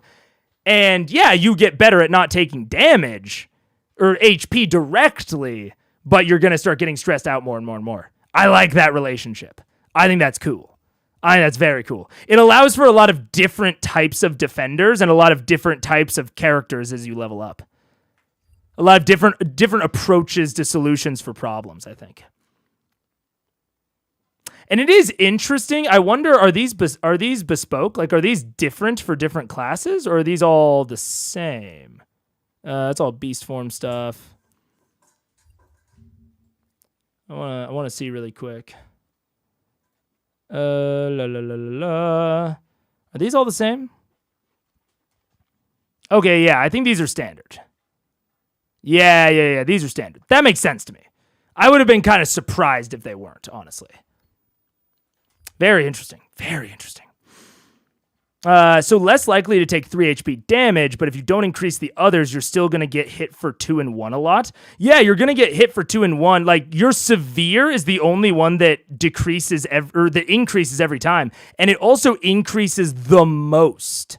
So like severe over 1 to 10. Severe is going to increase by +9. And then minor is only going to increase by 1 by default. And major is going to increase by 4. So they increase by 1, 4, and 9.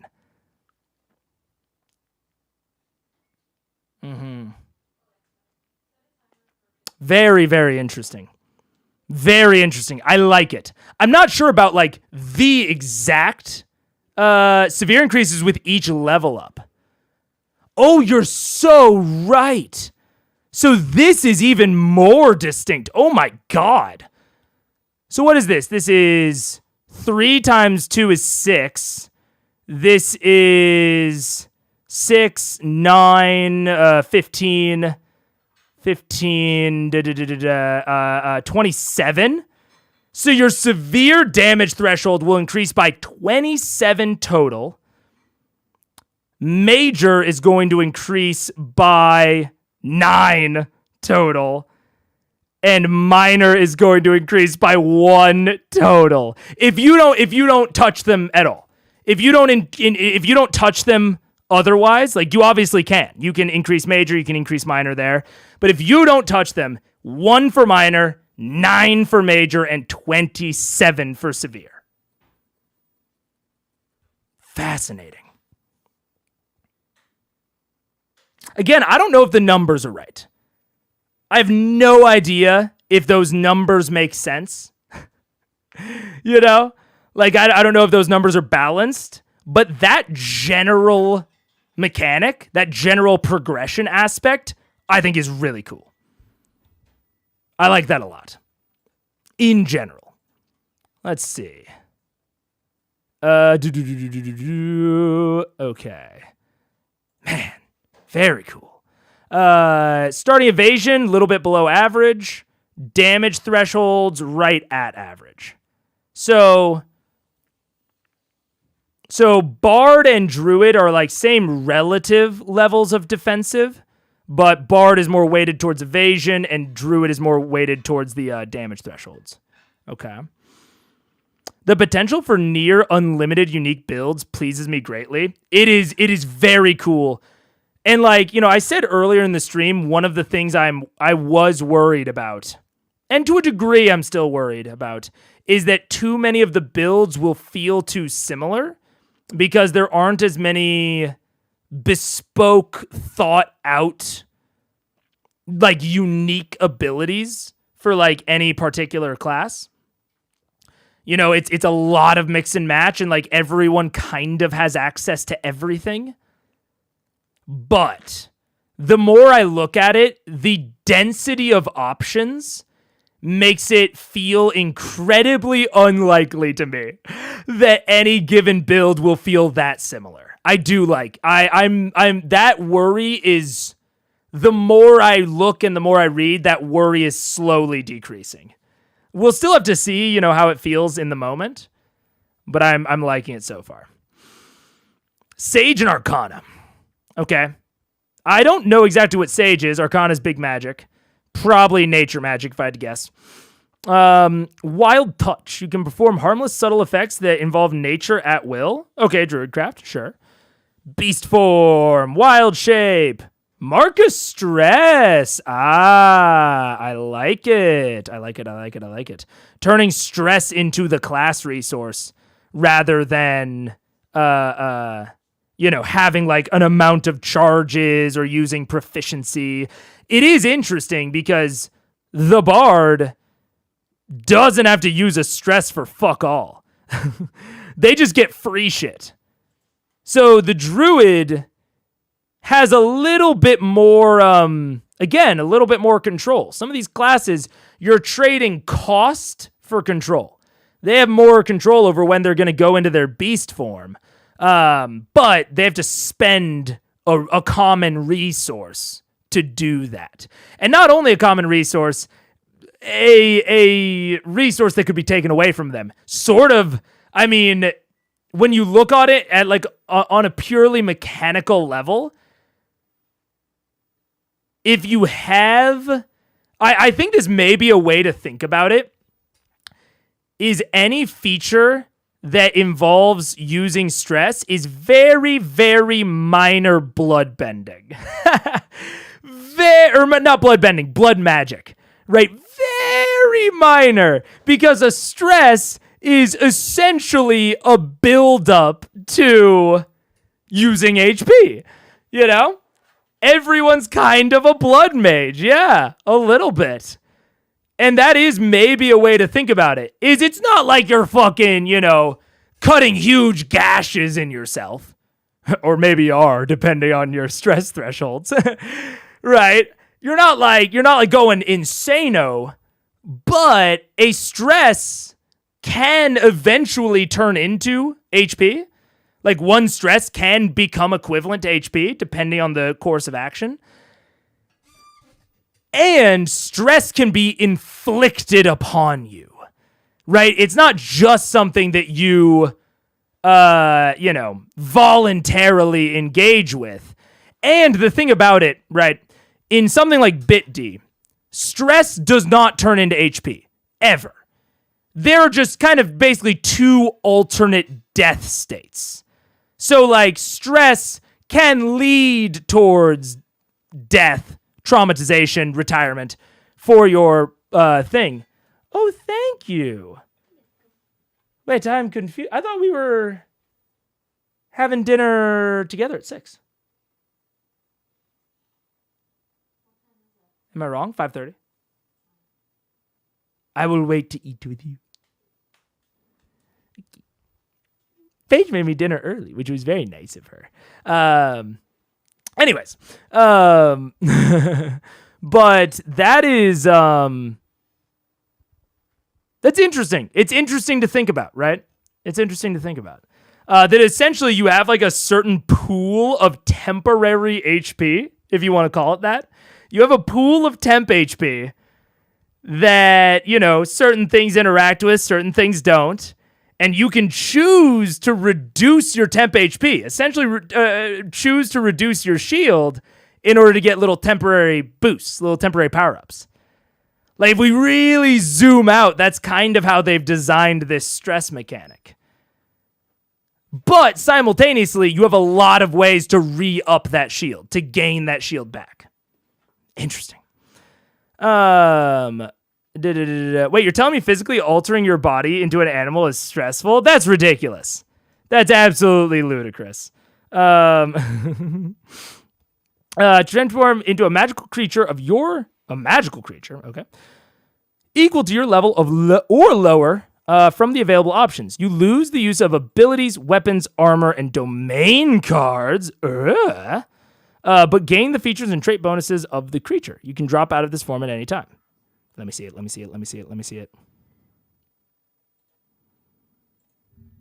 Dude, is this my... Oh, interesting.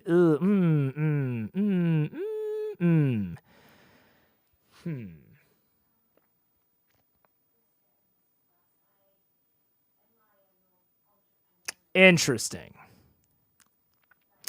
So this is actually sort of similar to what 1D&D put out and proposed for Druid Wild Shape. I don't like it. Like, this is better because there are more. Like 1D&D had 3 total. This collapses your options a little bit less. But especially with how option heavy and with how like customizable the rest of this entire system is, I really would have preferred for you to be able to essentially create your own beast form. Choose from a collection of things. Like, take advantage on 2 of the below things.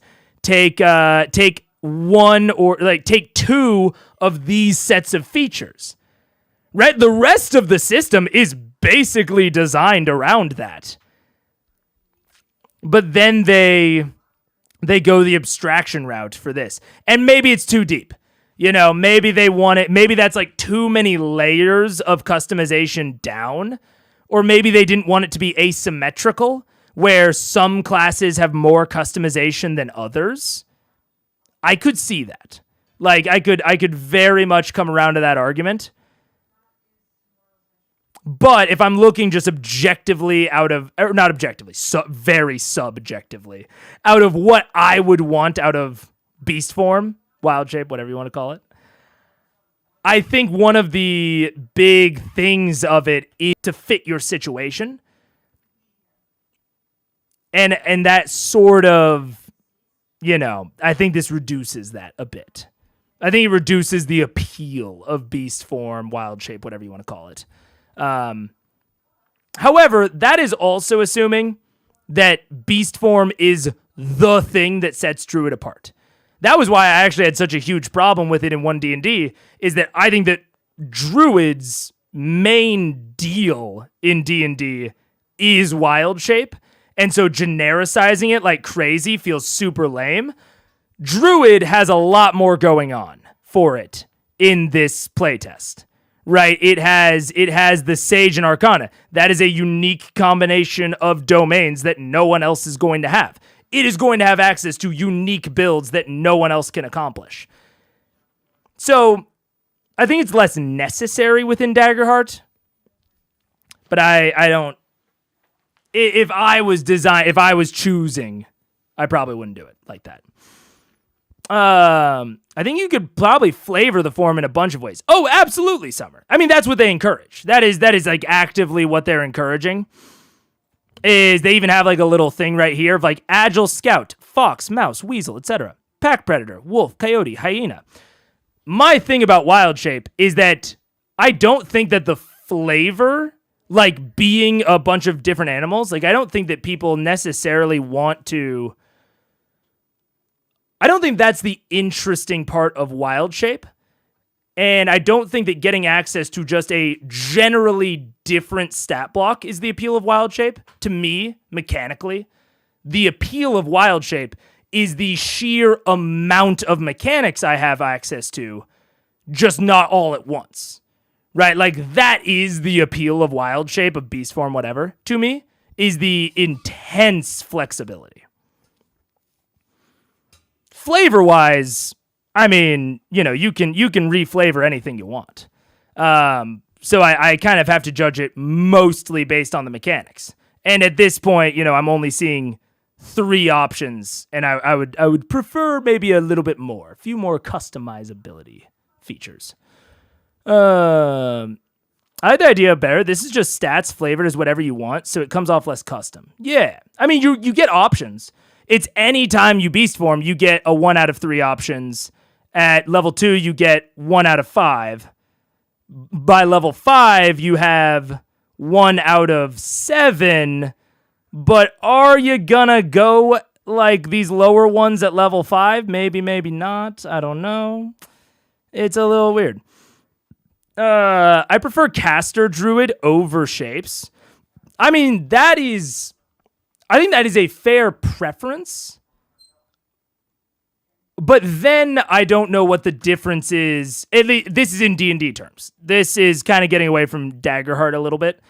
But what is the difference at that point between druid and wizard other than flavor? Like, at the end of the day, you're rolling damage die. Like, maybe you have a few spells that are, like, very unique and only druids have access to. Like, I think wizard doesn't have speak with plants or transportation via plants. But at that point, if you don't take wild shape into account, the difference between wizard and druid shrinks to almost exclusively flavor. However, in Daggerheart, there is a very distinct difference in that they get access to different domains, and domains are not just spells. Domains are significantly more impactful than spells.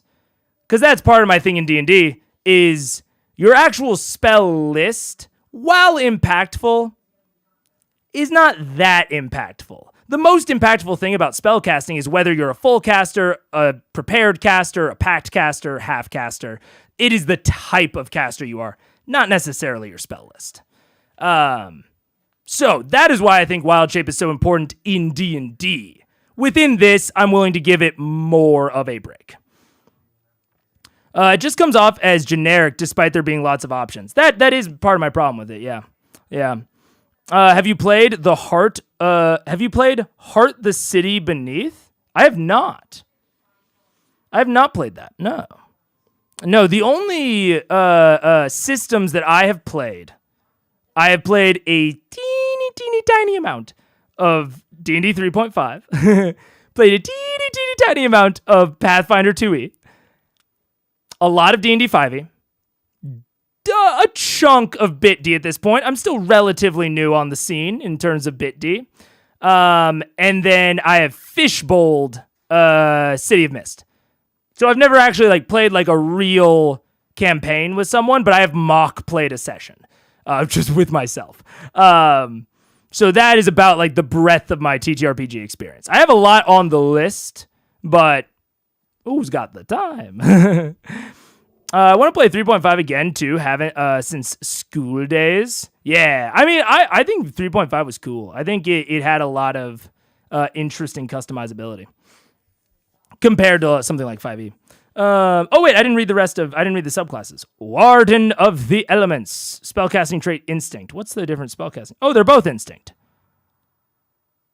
Interesting. I mean, opens it up for future subclass expansions, right? Even if both of these are what was the Bard? Presence, also Presence. Okay.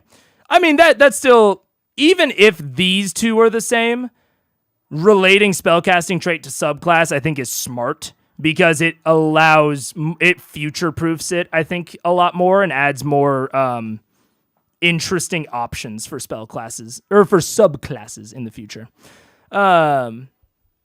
Foundation, Elemental Incarnation. Mark of stress, more stress for the Druid. To embody an elemental spirit from the list below, lasting up to 1 hour until you use this ability again. This ability can be used during and overlap with beast form. So you can become a fucking like fire mouse. Okay, that's kind of sick. That is, I haven't even read what they do yet, but in general, that's kind of dope. That it's not just turning into an elemental, it is turning you into the elemental version of what you are. That's kind of sick. That's kind of cool. Pathfinder 2e, I think, has done a lot of cool stuff. If you want more tactics, vibe 3.5 had. I mean, Pathfinder 2e definitely, I would say it has the benefit of hindsight, right? It could iterate more on the general concepts, which is cool. So honestly, if I were to play a system between 3.5 and 2, and Pathfinder 2e, I would probably play 2e. But also, I don't have a ton of interest in 2e because my general inclinations lean more towards Blades in the Dark powered by the Apocalypse than Pathfinder, Warhammer, war games. Totally valid games. Absolutely great, but not necessarily my cuppa. When an enemy in melee range damages you, they take 1d10 magical damage. Oh, just straight up. Okay. Always. Wait.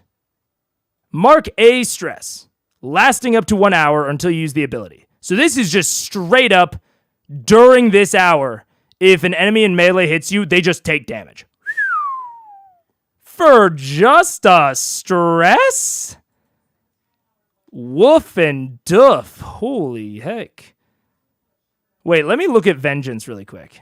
What does Vengeance have to do to get its shit? If you are hit by an enemy in melee and use at least 1 armor, immediately do damage to them equal to your armor. Woo. So what's interesting about this is I don't think I'm even going to necessarily consider... Oh, there's kind of two things about this. The armor value is probably going to be similar-ish to 1d10, but it's not going to scale. Like, the 1d10 is not going to scale, right? 1d10 is not going to scale. Armor value will, as you get access to higher tiers of equipment.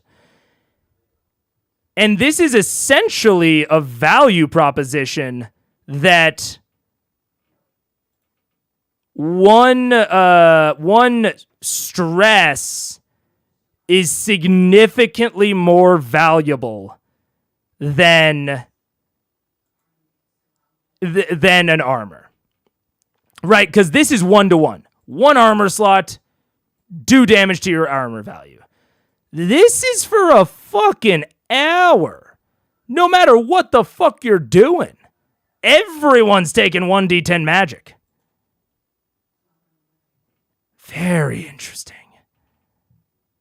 Very, very interesting. I mean, that seems powerful. That seems powerful. But it doesn't scale. It has the chance to do like 1 damage, right? And it's not even direct damage, so it could be reduced with armor. I mean, it is less damage straight up, but it is so consistent. That fire's crazy. That's good. That is good. And you have a bunch of other options. A ton of other options. That's crazy. I've recently started Pathfinder 2e and I'm loving it. I have a Mantic Clan Catfolk. Ooh. Fire Mouse is significantly cooler than Water Vole, I will admit. Yeah. Accurate. Let's go back even further. D&D 2e, get Mega's opinion on rolling with Thaco. Oh no, I don't want it. I've heard the Thaco war stories. Select all your single casting spells. Yeah, the OG Vancian magic. I don't want to go back. No, thank you. You do make blades sound fun too. It is much less mechanically dense. It is much more freeform. The thing I love about it is how easy it makes faction management. If you're into that, it's really fun, I think. Yeah. Got nothing else to say. That's my Bit D review. That's it. I'm being an air bear. You're being Appa. I absolutely encourage you to give Heart the City Beneath a look sometime if you like Bit D and also Daggerheart. Though it definitely leans less into tactics than Daggerheart is. Definitely more narrative-based abilities. Ooh, okay. Heart the City Beneath. Heart the City Beneath. I need to get like a physical like writing pad or something to do things with. Let's see. Because I don't want to have to pop up my my obsidian anytime I want to take a note.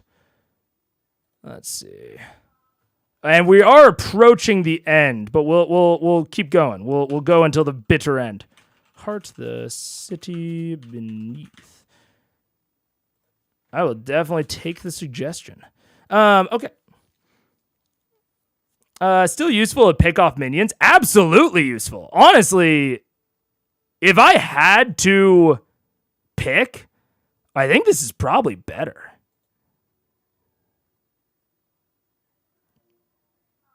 I think this is probably better.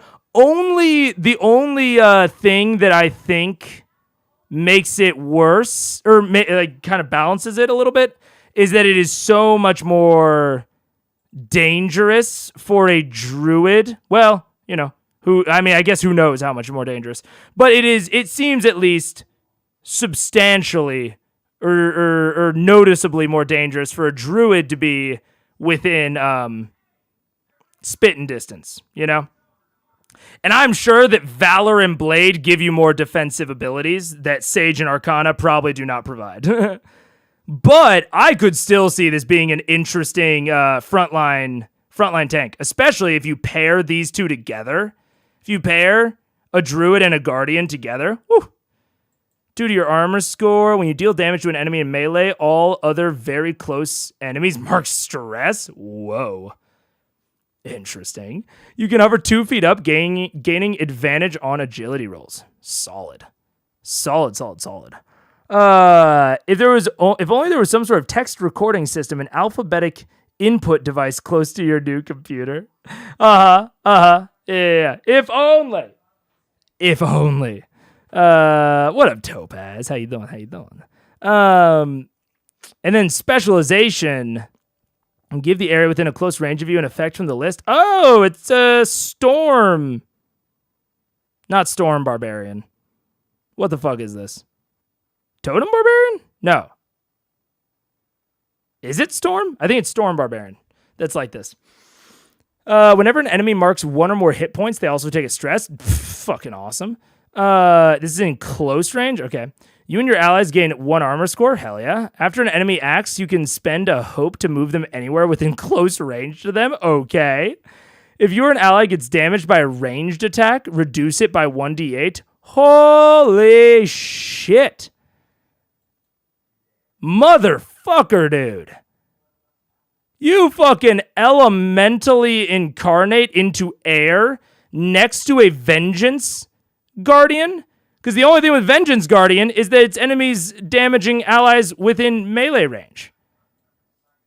Or I guess now that I look at that, that's just the ally has to be within melee range. But even so, the foundation feature here, you hit by an enemy in melee range. So the enemy has to be within melee for you to use the foundation feature of Vengeance. So ranged attackers are going to be this guy's worst enemy. Fucking take a Druid, air, reduce it by 1d8. You're chilling, man. You're chilling. That's great. Anyways, Warden of Renewal. Foundation, Clarity of Nature. Once per long rest, you may create a space of natural serenity. After spending a few minutes resting within the space, you can clear stress equal to your instinct. Distributed as you choose between you or your allies. Also, spend 3 hope. Dude, I didn't finish reading it. That makes sense. Touch a creature and spend 3 hope to heal 1d4 of their hit points. Seems fucking sick as hell. I mean, speaking of, there seems like a billion ways to clear stress. That is good. And that is also interesting to your guys' point about, evasion being kind of like a distinct part of tanking and Guardian being the tankiest. They're going to be taking more stress because they're going to be hitting that damage below the damage threshold a lot of the time. But, like, this Warden of Renewal is both healing this and healing that stress. So you can play around with stress a lot more. Stress is very, very malleable. You may use any of your foundation features while in beast form. Woo! Okay. Once per long rest, you may target yourself or an ally in close range to clear a number of armor slots. Broham Joham. Okay. Support. Fucking a great support class. Something that D&D is sorely missing. Fantastic support class. Specifically for the reason that it can heal all 3 aspects of your defense. It can heal your HP if you need it. It can heal your stress if you need it. It can heal your armor if you need it. So it does not matter what type of tank you are, Warden of Renewal absolutely can heal you. I mean, maybe we'll see, maybe it'll bear out to be less powerful than I think it is, but a great healer. Great healer. Man. Super, super good. Druid, Guardian, Power Couple? Absolutely. I do love a good support class, yeah. Which, I mean, I'll have to read over Sage and Arcana, but I have read over Arcana already, and one of Arcana's level 1 domain cards is give someone a little medallion, and whenever they take damage, they can roll a d8 to reduce the damage that they took. So, I mean, absolute support class options. Great support class options. Really, really good. And then you can, save your beast form. You can either just not use your beast forms, or you can save it for more like exploration focused stuff. Super interesting. We read over Guardian already. Seems like they wanted to make it so that the Seraph wasn't the only healing competent class. Good. I think that's awesome. Well, and do they even share domains? Druid, Sage, Arcana, Seraph, Splendor, Valor. That's awesome. I'm assuming that the Seraph is going to have a healing subclass. I'm assuming, or maybe it'll even be their main feature. But you can now go 2 different types of healers and have completely different domain options. Extremely different characters. And very different vibes of where they're going to be on the battlefield. This is a pretty subpar evasion score, close to the lowest, but great damage threshold, second to the best. Second to the lowest evasions, second to the best damage threshold. So you are absolutely seeing a more Guardian-esque, whereas the Druid, a little bit more back form sort of deal. Also, I'm just now realizing, Yeah, beast form does not give you different HP. No temp HP in wild shape. Yeah. So beast form isn't even like a tanking ability. So Druid is very non-tanky in general. But it looks like they've got really flexible casting in Warden of Renewal, and there might be things for your build or your character that you want that are in Sage and Arcana that you can't get out of Splendor and Valor. Super nice. Super cool. 5 hours ago, someone suggested on Twitter that the character sheet should have a resistance toggle, and now this has been implemented. Demiplane team on the ball. Damn. That's fucking crazy. It was like I haven't checked it in a while, but it was like 7 months after fucking Tasha's came out, and D&D Beyond still hadn't implemented the Aberrant Mind or Clockwork Sorcerer fucking spell replacement feature. So fucking annoying, dude. And Demiplane's replacing it like a day later. Probably not a day later. I mean, it's quite possible that maybe they saw it before that first person on Twitter. But I mean, within what? Fucking 2 days? Because it came out on Tuesday. At least within 2 days. That's crazy. That is fucking on the ball. I mean, not to talk too much. Like I said, not to talk too much shit on D&D Beyond, but come on, guys. And I'm positive that D&D Beyond knew the contents of Tasha's before it came out. Positive. Ranger, very evadey, good evade. Spend hope not stress, interesting, and make an attack with your weapon. On a success, you temporarily have focus. It's interesting, like if we're going to abstract these or use metaphor to describe these different things, stress is blood magic. Hope is essentially combo. From fucking like Street Fighter or like some older games that use that kind of thing on essentially like you build up a combo meter that then allows you to do different shit or like increased stuff. Like you're kind of building up like an alt bar essentially. Interesting ways to think about it, right? Stress is blood magic, hope is combo. Puts the classes that are using them in a little bit of different lights, different contexts. So Ranger uses combo, makes total sense, by the way. Makes total sense for Druid to use blood magic and for Ranger to use combo. Total sense. And I will also say for Guardian to use equipment.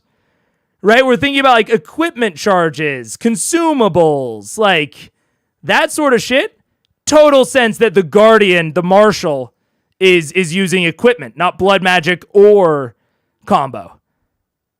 And this is once per long rest. No combo or blood magic associated.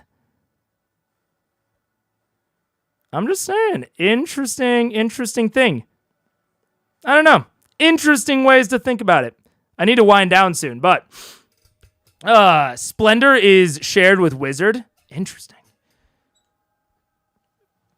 I wonder if that is like divine magic or what. It's interesting. This was added to the damage calculator that came out today. Developer said it would have been faster, but he was in a couple of meetings. Hell yeah, dude. Advantages of writing a system agnostic platform from scratch, not to mention not firing your staff. Yeah, not to mention that. Well, I will also, it seems like, to my knowledge, I had never heard of Demiplane, right? I heard of D&D. I found out about D&D Beyond, and I have heard about D&D Beyond a ton. I would guess that more of D&D Beyond's budget goes to marketing and marketers than maybe Demiplane. But if you make good shit and you partner with people that care about making good shit, because not everyone does, like Critical Role, then you don't need that marketing. You got word of mouth. You got earned media, boy. Yeah, crazy. I saw some abilities that could only be used if people had a certain number of hit point slots mark, which is so cool. It basically works like Final Fantasy Limit Break. Yeah, absolutely. It's like, I mean, obviously Rage has a certain context within TTRPGs because of, Barbarian Rage from 5e. But that's also like kind of reminiscent of like a Rage type ability within a lot of games of the more you get hit, the more HP you take, the angrier you get. Like sometimes that's a prerequisite to a Rage type ability in another system. It seems like they really thought through some creative ways to get different types of feels with a relatively small amount of like resources and mechanics. Like relatively few, which is super duper cool. Anyways, spend hope and make an attack with your weapon. On success, you temporarily have focus on the target along with doing damage. Hunter's Mark. You know precisely what direction they're going. Hunter's Mark. All damage rolls you make against them add 1d6. Hunter's Mark. On missed attack against them, you may end Ranger's focus to re-roll your duality and take the new result. Oh, that's kind of fun. Okay, so Hunter's Mark. Yeah, cool. Fine.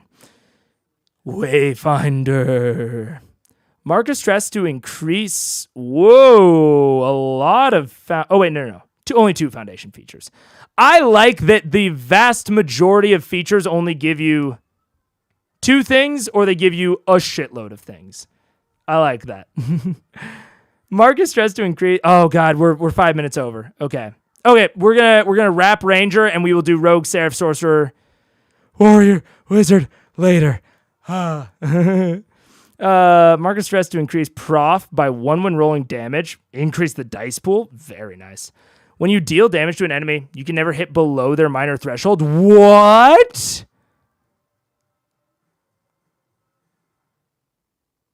Bro, never increase your proficiency.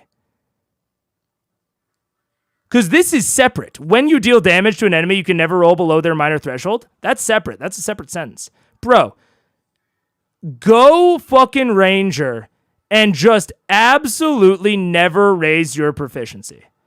Never raise your proficiency. At the beginning, you're going to be able to double your damage for 1 stress. And then later on, don't even bother spending the stress. Just do fucking minor threshold hits and focus all of your attention and upgrades elsewhere. That's fucking crazy. That's cool. When you're headed for a place you previously visited, or you carry an object with you that has been there before, you can identify the shortest, most direct path to your destination. Little magic-y, little bit of just abstracting exploration type challenges, which I don't love. Don't love that. Not even like I don't think it's good. It is good. Don't love it as like a feature. Feels a little bit too much like, has Goodberry vibes. It has, here's Goodberry, don't worry about rations sort of vibes, which I don't love. Companion of your choice at GM's discretion. Okay. I'm sure you work together. Take a Ranger companion sheet whenever you level up your character. You also choose a level up option for your companion on this sheet. Where are that? Use the space above to draw or attach an image. Lol. Then mark 2 companion traits it has from the options below. If you command, anytime your companion would take damage, they mark stress. They drop out of the scene. Oh, so they can't die. That's nice. That's good. Like, it's a little bit like edging away from reality, you know? But I think it's probably for the best. Whenever you use the clear stress downtime, it automatically clears that much stress on your companion as well. Interesting. When your character levels up, also choose 1 option for your companion from the list below to mark it. Bro, this is what I'm saying for Wild Shape. This is what I want for Wild Shape. That. Bro, give it to me in like a Wild Shape deck. and allow me to change it out on long rests, like your domain deck, right? Is that when you can change out your domain deck? I think it is. Is like on long rest, or you can spend the stress. Just let me do that with Wild Shape and have like this many training options. This is absolutely precisely what I want. Also cool features.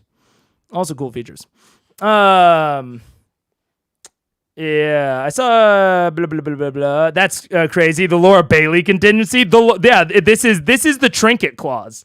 This is absolutely the trinket clause, and I'll hold my hands up. It makes sense. I get it. Kind of why I picked Ranger. Companions are safe. Yeah, totally makes sense. Did you chat about the issues being presumably resolved earlier in the stream? Don't want to make you go over it all again. What do you mean by the issues? Oh, the technical issues? Yes. Critical Role is on for tomorrow. This has been fine. It had to do with my old PC, which is right there. So yeah, I explained it earlier. Yeah, definitely. You watched. It's one of the first things we talked about. Yeah. Thanks for asking. Companions will fight for you, ain't gonna die for you. Precisely. My DM has given our pets and companions level up abilities. Homebrew. Hell yeah. Absolutely hell yeah. I'm so hyped for this rule set. I just keep being impressed. I agree. Like I talked about the things that I'm a little bit nervous on, and you know what? That's where we'll end. I'll give a slight little recap.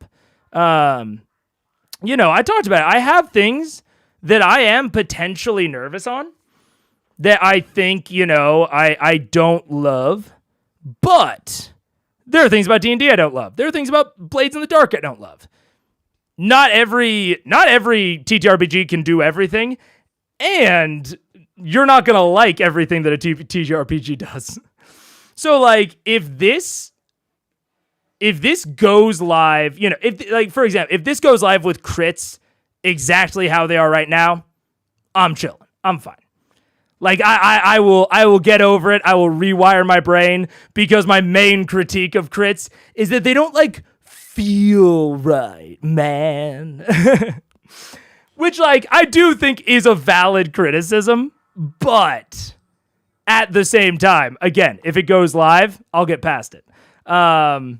So yeah, I'm pretty hyped about it. I'm at least hyped to try it out. I think it is super interesting. I'm very excited to try out a lot of the mechanics. Did you see the death mechanics? They're the best I've seen. No, I didn't. I'll check them out next time. We got so much more to go through because I'm too fucking slow. I've seen some people online complain about being basically 5e but patched together. What the fuck? I could not disagree more. No vision? I think the vision is one of the things that I keep seeing. I think that's crazy. I don't want to talk too much shit on whoever's saying that, but I will say I think that the vision to me is very incredibly clear, and that they are consistently choosing forms for their mechanics to fit said vision. Yeah, I think maybe the reason that people are saying that is because they have a mechanic specifically called stress, and they referenced Blades in the Dark, and stress is used in a similar way in Bit D. And I think if you don't think about fear and hope too much, I think it seems a little gimmicky. That was why I talked about it. I wasn't thinking I would really like the system. Not thinking I wouldn't like it, but I thought it was going to be Pathfinder for me. I have no interest in playing Pathfinder. I don't think it looks bad. I just don't have interest in it. I thought that was how Daggerheart was going to be. And when I heard about the duality dice, I was like, oh, that seems a little gimmicky. But the more that I've seen it, they have worked it into every part of the TTRPG. The TTRPG does not work without duality. Yeah. Yeah, I don't know. Yeah. I think you could complain about a lot of things with it. I like, especially if you have different preferences. I think, especially if you have more of like the wargamey type preferences, like if you're out here playing Warhammer or even something slightly more wargamey like Pathfinder, I can understand how some of the stuff would rub you the wrong way. Like the experiences are very broad, very vague. Very like the experience system is very vibes based. But I think that is feature, not bug situation. And I absolutely think that it works with everything else in the system. And I think that like the complexity all being within the dice rolling rather than the GM's DC decision makes a ton of sense for like what this is going for. Very fast, very heroic, like very dramatic. Even the D20, D12 or 2D12 when I first saw that, I was like, okay. But then the more I looked at it, I was like, okay, no, that decision, while kind of weird when I first look at it, is feeding towards their vision.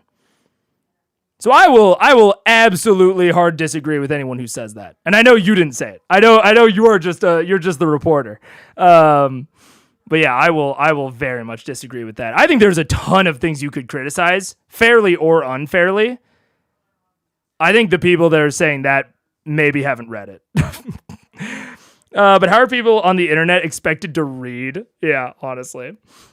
BGW, the crits for attacks now being max damage plus roll again, something high rollers use in their home games, and I think is a great way to make crits feel good. So glad it's here in the rules. Yeah. I honestly don't mind. Like, it's kind of one of two things. I would either rather if I had to choose, we're essentially the crits being max damage plus roll again is I've heard it called a specific name, brutal criticals. Brutal criticals. I think is great. I think brutal criticals are awesome. My only thing right now is that, again, I don't like it being on doubles, like all of the doubles. But, again, I'll get over it. I'll give it on my feedback form. I'll test it out, see how it is. But I would certainly get over it. I've gotten over much more for other things. So, all right. I think I am already 16 minutes late.